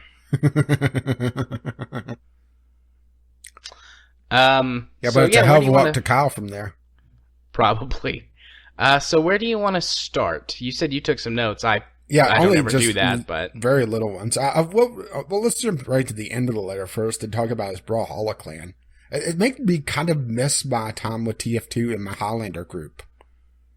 I know it's not quite the same thing. Mine was a competitive team going against other teams, but instead of a clan, fighting amongst themselves. But it's the same basic idea of having that core group that you're playing with. And it made me kind of miss that. And granted, we do have it with the stream nights, but not to the same idea where we're bouncing around games. Yeah. You know what I mean? Yeah. I don't miss my clan days. I was in a Halo MLG group. I never went to any tournaments or anything for Halo, but that was frustrating because I was just good enough to make the cut, but I was one of the worst people on the team. So it was every time we practice, I just get shit on by you guys. And then I'd go play with my friends, and they were like, "Wow, you're so good." And I'm like, "Yeah, not really. There's people way better than me." But my team was an MLG team for TF2, and I would say I was about mid-tier. The frustrating part of it wasn't the play style or the player skill because they were really good. It's just boy, this is going to sound terrible for me to say, but the discipline. Yeah. You'd have people just no-show for practice nights. Or the bad one was our sniper. Oh, he pissed me off to no degree. For, I would say, the first 3 or 4 games, every time he killed someone, he would do a taunt. And the taunt would last 5 or 6 seconds. So he kills someone, then takes himself out of the game for a while. Kills someone, takes himself out of the game for a while. And there's no way to interrupt the taunts, at least in Team Fortress 2. And you're also a sitting duck while you're doing that. So he got killed a few times and started yelling at us for not protecting him. And, I pointed out, you are off by yourself to begin with because that's your thing. That's your job. But also, you're making yourself, just standing there. And finally, you're kind of making it so if it gets challenged, it's going to go against us because one of the rules of MLG, at least the Team Fortress 2 version of it, was excessive taunting like that was considered poor sportsmanship. Yeah, just like teabagging in Halo. I mean, you did do it a couple times, but also the TF2 also has taunt kills, which are exceptionally hard to pull off usually. And a high risk for very little reward, except for, let's see, the medic's taunt kill actually is probably the most worthwhile one to attempt, because it gives him an Uber charge if he does it with the proper weapon. Which the Uber charge allows you, depending on the medic's gun that he's using, to either give invincibility for 10 seconds or less, depending on the number of people he's giving it to. Give them critical hits. Give other people critical hits. Do a essentially super fast heal, which you have to pretty much instant kill someone to be able to get past. Or I'm trying to remember what the other medic gun does. I think it's damage resistance of a certain type, which allows you to sometimes get past just a bombardment of explosives, for example. Yeah. I don't remember. You played Team Fortress 2 way more than I did. Yeah, and it's been a long time for me. Yeah. I also did some stuff with Gears of War, which I think I mentioned before on here too. We won a local tournament, my team did. I was way better at Gears than I was at Halo. Yeah, I was in the online leaderboards, I was in the top 100 at one point in the original Gears of War. Sheesh. I mean, I was probably higher than that because, the top 10 or so are always the people who figure out how to cheat. Yeah. And have, ridiculously impossible scores. But I played Gears of War a lot. I played 3 seasons on that team. And we went to the final, or not the finals, but we went to the playoffs for 2 seasons. It was kind of funny when our first season. Well, the way the season works is that you have your preseason match. It gives you a time to get your feet wet. Then you have your season. Then you have the playoffs, and the playoffs are single elimination. And our first round of the playoffs was against the team that we played our preseason against for our first season. And we just barely got past the cut, by the way.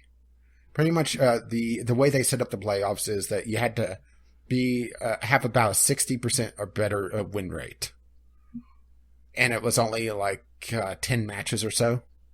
So you lose 5, you're pretty much guaranteed to be out. Lose 4, you're on the bubble. Lose 3, you're pretty much in. And I believe we lost 4. Well, we came up against the team that we play in the preseason. And in the preseason game, we were completely unorganized. And, like I said, the sniper was busy taunting the entire time. Our soldier, for those who don't know, Highlander is you only have one of each class. There could be only one, which is where the name comes from. Our soldier was completely replaced by then, and we came up against them in the playoffs, and they were, we ended up being friends with them for a while. It just kind of drifted apart after, really our team broke up and we reformed, or I joined another one. That's what happened with a few of the members. We came up against them and we were friendly enough, but, they were, kind of talking about how they were going to beat us.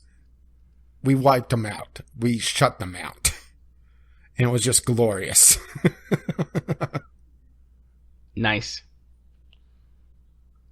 Well done. Getting off of this to other things that Kim has talked about. Good luck finding a job, dude. And joining the workforce. Hopefully the IBM thing you mentioned works out. Yeah. That would be pretty cool to work for one of the big tech companies. And I hope that your year off, I don't know, I was going to say I hope your year off doesn't keep you from going back to school, but if you like your job and you don't want to go back to school, then who am I to tell you to go back to school? So yeah, which anytime I build some monstrosity in KSP now, I guess I'm gonna have to send it to you so you could cry. I just have a good cry. Hey, look what I put on mine. You're like, why would you do this to me? But then again, isn't that what most of KSP is? You know, just making engineers and rocket scientists cry? Something like that. It's interesting hearing that they encourage you to go get a master's degree in engineering. In the States, usually a bachelor's is good enough to do just about anything. Yeah. There's certainly fields you can't get into without a master's degree, but most people I know who went the engineering route only got a bachelor's degree, and they're making 6 figures a year now. Makes me wish I had done that sometimes. But there's more to life than money. There is? There is. Well, I actually lived near at least used to be a really good technical college, and they had a good engineering program. So I've seen a lot of engineers around town. Kind of dropped off these last few years, though. They're all working at Frank's and not Frank's. Redesigning the pizza furnace. Yeah. Was there anything else that you wanted to talk about from his letter? Well, I was kind of I made the note. Him trying to find patterns in RNG. It's sort of like game makers trying to find good game content in pure RNG. Because he was talking about his database project. Right. And it just kind of struck me how procedural generation or pure procedural generation, game makers are kind of relying on that and to essentially fill out content. I know not really related to the letter, but at the same time, it just made me think of it. Yeah. Yeah, that's a good point. I had honestly forgotten about that until you said it, and then I went, oh, yeah. Yeah, look at it this way. Kyle, the glue bottle's out, and I'm taking a swing at it. No Man's Sky. Yeah. Oh. A pure procedural generation just isn't a replacement for actual data and actual crafting. Indeed. So I definitely see Chemist's skepticism of finding what he needs for the system. Excuse me. All right. Are you ready to move on to tweets? Maybe we should edit in like a driving background for Chemist. Just so it makes sense for our podcast. That's too much work for me. Maybe we should, but that's too much work for me. Well, come on. It's just an audio file. And it's not like you already have a bunch of editing to do. Yeah, it's too much work for me. All right. Question of the week? Indeed. Let's get there. Let's do it. All right. The question of the week was, what's your opinion on remote gaming services like the now defunct Online or GeForce Now? And are they the future? Jim, no, lag and expensive pricing will always hobble them. Not to mention bandwidth caps and increasing monitor resolutions. Grieve comments on that, saying even at 1080p, you have to compress the image a lot. Chemist, you could leave your 3D or your third world country and just go to one with internet access as a constitutional right. Chemist, do you have a spare room? I mean, we could get Kyle to send us over in crates of jambalaya, right? We could. I don't know if I want to do that, though. I think I'll take some uranium, though. Sounds like Kyle's on board. Okay, getting online to buy plane tickets to flee to bitter internet, and the internet's crashed.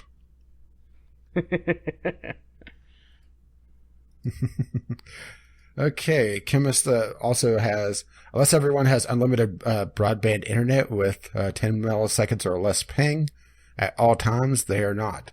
By the way, how do you enjoy 1 terabyte data caps? Wish I had a 1 terabyte data cap. Mine is 350 gigs, but I'm paying extra to get above that cap because pretty much I'd just hammer it. Yeah. And Groove chimes into that one. That plus probably more expensive long-term wise, which it is true. You're essentially paying into the service and renting the games. It's like, boy, this is going to date me. It's like going to Blockbuster and renting the same game over and over to beat it. By the time you beat a long, like, JRPG, you've already paid a lot more to Blockbuster than you would have if you just bought the game outright. Yeah. I actually had that thought the other day. So you can rent games from Redbox. And well, I was thinking because you mean you have to have a Redbox, but no. I have a Redbox within walking distance of me. I can't. You don't have a console. Yeah. Well, if you have a console, you can rent games from Redbox. And I was thinking about maybe renting Final Fantasy 15 from Redbox when Katie goes in a couple of months to visit her family. I don't remember why it is she's going in March, but she's going in March. But then I was like, well, maybe she's going to go watch basketball, right? Yeah. But I thought maybe I should just buy it because by then it might be cheaper, and it's going to take me a while to beat Final Fantasy 15. It's like $3 a day. She's going to be gone for 10 days. So if I rented the game for the whole 10 days, that's $30. Like maybe, well, plus tax. So maybe I might be better off to just buy it. That's even assuming that they have it. Yeah, that's true. They might not have it by then. Because they may take it out of rotation, or it could just be out. Yeah. Because those red boxes don't keep a lot of each title. No. But, I mean, I do live where there's, like, I don't know, 20 red boxes, so I would have a shot. Yeah, I have access to one within walking distance. Yeah, I really think there's, like, 15 or 20. I mean, I have to drive to them in Cleveland, but I'm in Cleveland every day, so it's not that far. You have a hell commute if you're going to Ohio. Yeah, every day I go to Cleveland, Ohio, and then come back. I have a teleporter, actually. And you're not sharing? No, I'm selfish. I'm a selfish bastard. Well, we'll see who mourns you when your atoms get scattered across space. At least then I won't have to worry about it anymore. Okay. What else do we have other than the question of the week? Let's see. Let me make sure that's it for the question of the week. And it is. I just had, I got Kyle's tweet kind of jumbled up here, but we'll just jump directly to Kyle. He was the last tweet, and then we'll go from there. Kyle, shout out to Ghost Shark. Thanks for Rocket League.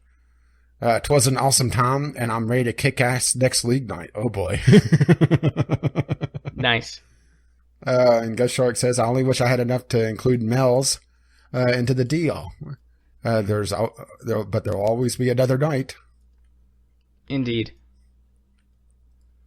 Let's see, Andrew Mason, listening to the Board Game Podcast, and if you think straight, then you might want to check code 777, which I haven't actually listened to that yet. I think I've downloaded it. It's in my playlist. The problem is I download podcasts like once every 2 weeks, and I listen to them all. Chemist, thanks. I'll keep that in mind. I picked up Codenames Pictures yesterday, but haven't played it yet. Andrew, Codenames is a good game by my favorite designer, Chemist. I was looking for the Pictures edition, as I only have the language independent games.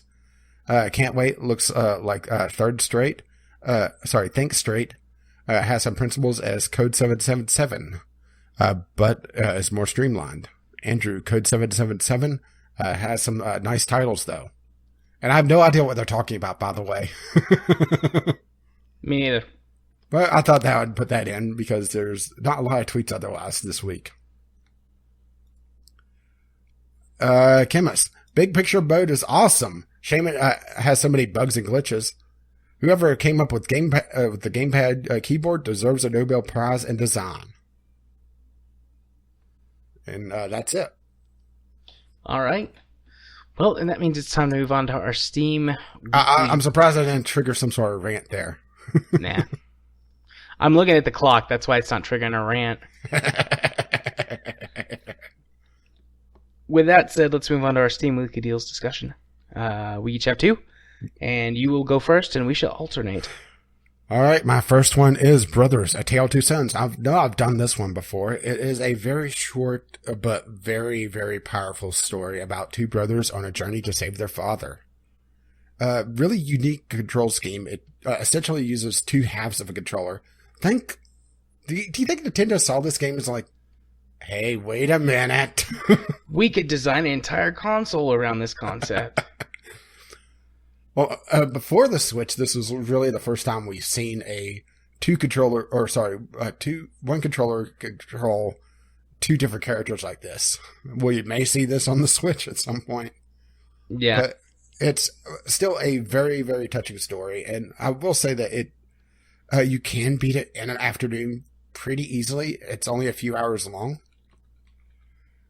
And I didn't write down my prices, so I have to go to the look at the price.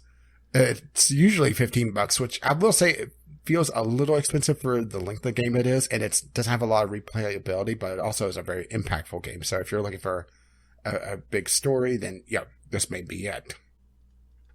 But it's also 80% off right now, bringing it down to $3. Pretty much a must buy.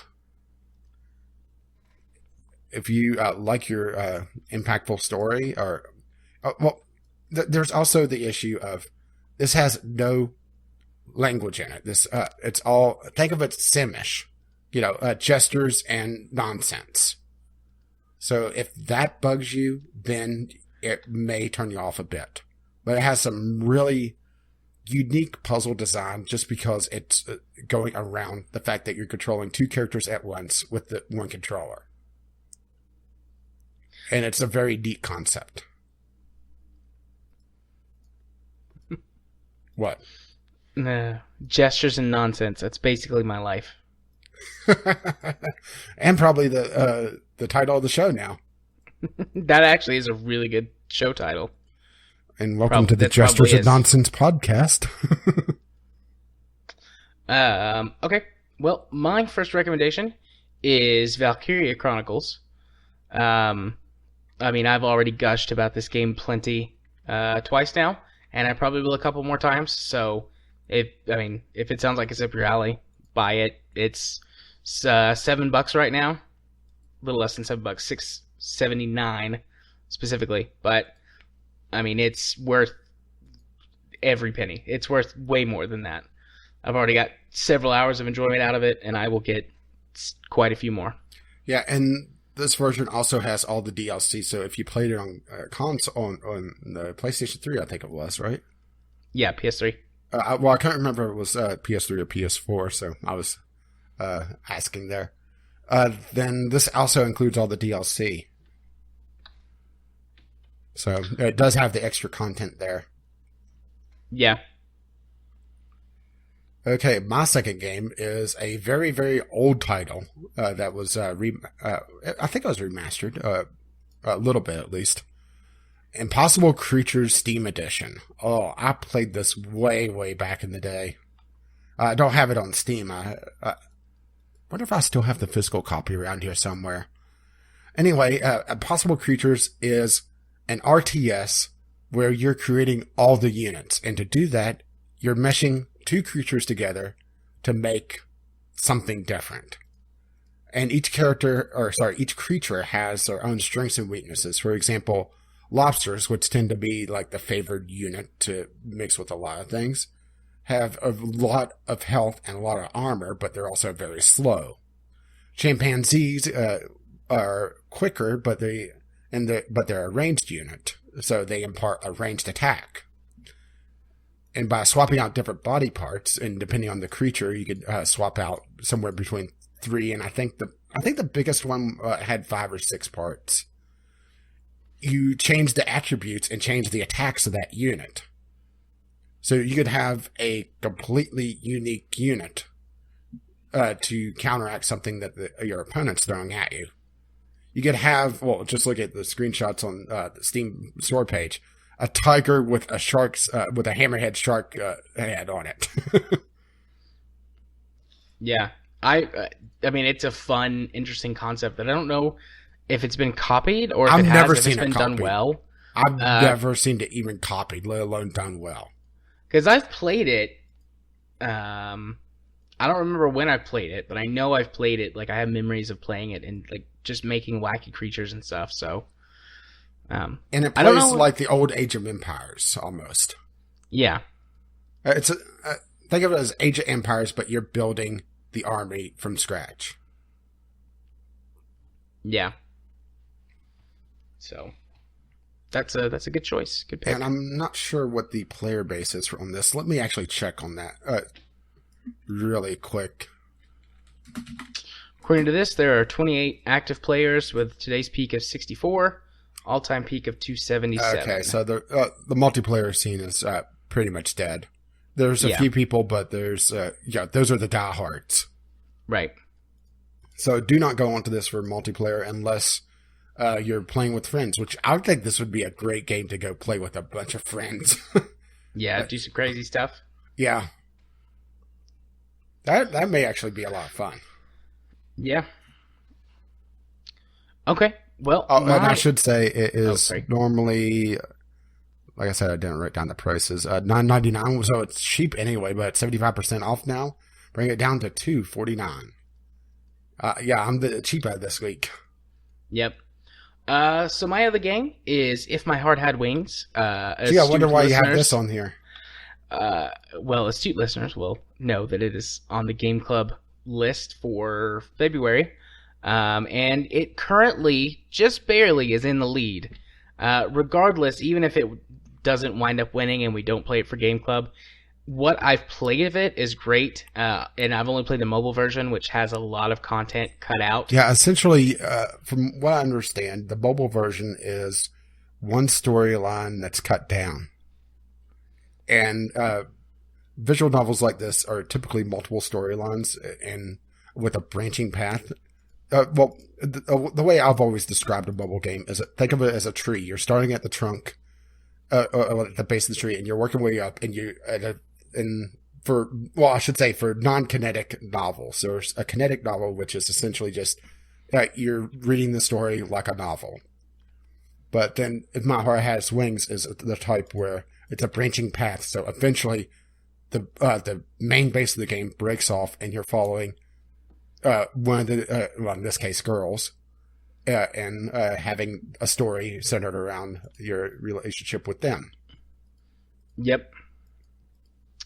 But anyways, so it's a great game in its own right, and it does have a real shot at being the Game Club game for February. So yeah, it's duking it out with Life is Strange, which actually surprises me. Yeah. I was expecting Life is Strange to just annihilate it with maybe Katawa Shoujo coming in second just because it's a free-to-play game. Well, I mean, Katawa Shoujo is pretty close, too. They're all really close. Yeah, it's going to come down to the wire. Yeah, it's, I think, 7 for If My Heart Had Wings, 5 for Life is Strange, and 4 for Katawa Shoujo, so it's still a pretty close race. Normally it's $15. It's on sale for $5, and it's definitely worth $5. Yeah, and I will say that the Steam version is censored, but there is a content restoration patch that puts in both the boobies, but also puts in more storyline based around some of the stuff that they cut out. I don't know the specifics because that gets into spoilers, and I haven't read enough about it. I just know the general idea of what's going on with it. And it is a bit convoluted to put it back in, but it is doable. Usually that's pretty easy. Usually it's just you copy and paste the file. Well, this isn't a developer-made one. Oh, okay. It's supposedly it does 3 things. It restores the sex scenes. It restores some of the cut content, and also has a fan retranslation of some lines. Okay. Because supposedly a few of the lines were, I wouldn't say mistranslated, but translated in a way that were ambiguous, supposedly, so some people. Like I said, I don't know exactly if that's true or not.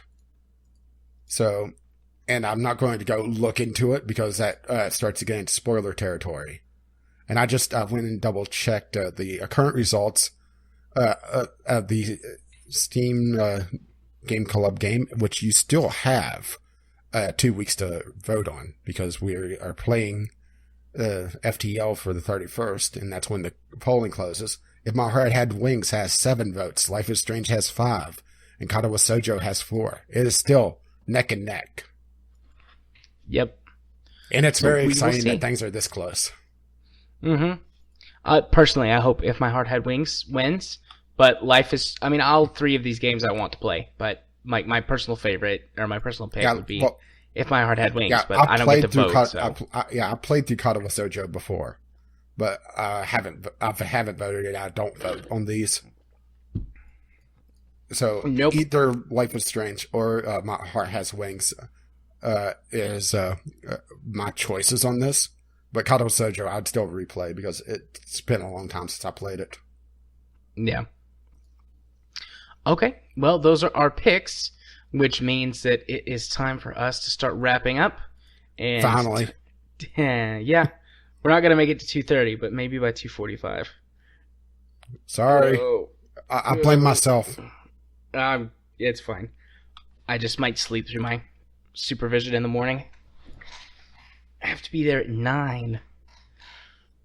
I'm more of an evening person. I do most of my stuff in the afternoons and the evenings. I am the night. But they moved around supervision, so now I have to go to supervision at 9 a.m. If it's supervision and you sleep through it, are you still supervising? I don't know. I mostly just sit there. I don't need very much direct supervision myself, and usually if I do, I go talk privately to one of the supervisors there. You just go with the crayons and draw in the corner? Usually I sit in there and play on my iPad. Get some good Galaxy of Heroes time during supervision. I mean, I have crayons here if you need them. I've got a Game of Thrones adult coloring book and colored pencils. Now, when you say Game of Thrones adult coloring book, do you mean Game of Thrones adult coloring book as in more complex, or Game of Thrones adult coloring book as in adult coloring book? Because both works with Games of Thrones. Yes. Oh, it's both. It's mostly just adult in terms of more complex, but I flipped through it and there's some saucy stuff in there. I got it for Christmas. But anyways, moving on to the things that are coming up for me this week. Honestly, I don't know. I didn't lose any of the projects that I've been working on. I managed to recover all that data off my drive. But everything got really hardcore interrupted over the weekend. Plus, there's some stuff going on, which a couple of you know about, Rage, going on in my personal life right now that might prevent me from getting anything done. So honestly, I'm just going to go with shrug my shoulders and hope for the best for this week. So, yeah. Shrugging my shoulders and hoping for the best. But if you want to see whatever that shoulder shrug is, you can do so on the YouTubes by searching for Gaming Psychologist. I've actually picked up a few subscribers over the holidays, and most of them seem to have stayed so far. So thanks, guys. Glad that you are sticking around. I appreciate the support. But that is Gaming Psychologist on YouTube again. If you want to follow me on Twitter, where things are going to be very political today. Very good, Jared. That's cute, Rach. Thank you. He just sent me a shruggy man in Skype chat. But, it completely derailed you. Indeed.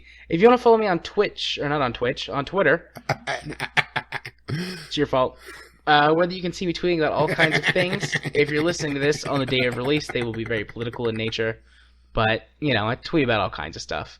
You can do that at JMA4707 on Twitter. Just follow me there. I picked up a few new Twitter followers too.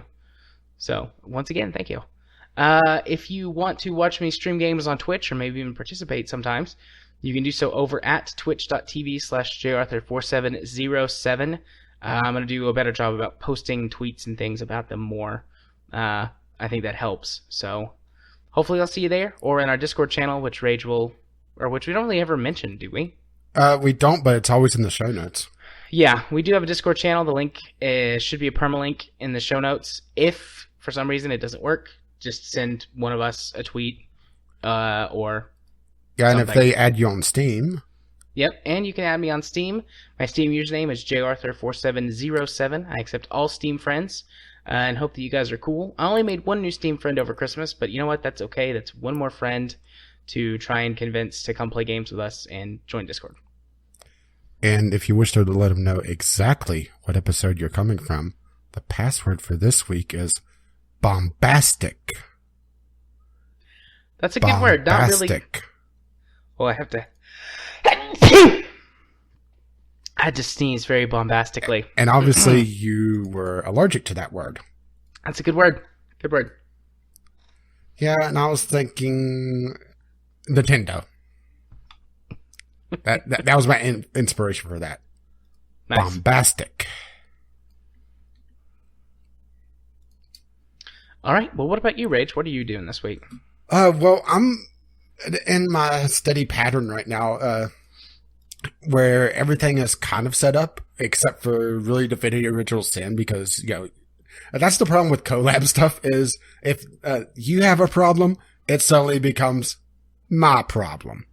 But we did record some filler content, so we're going to have some Rocket League instead. And one of the episodes I'm actually competent in. I don't know what happened there. Yeah, you did good. I don't know what happened. It's weird. I did well on one episode, then back to my usual kind of meh the rest of it. Oh, well, maybe it's the Toon Smoke. Maybe I had a little bit of that, too much Toon Smoke. But beyond that, Valiant Hearts is still ongoing. I would say I'm probably about a quarter of the way through. It's a fairly short game. And I'm also getting copyright matches on it left and right. So, that's not going to be paying for me in the long run. I'm not going to get that nickel from that series. Hey, at least it's not my Ghostbusters money. Which, still, I made more money on Ghostbusters than Sony did. Suck it. Well done.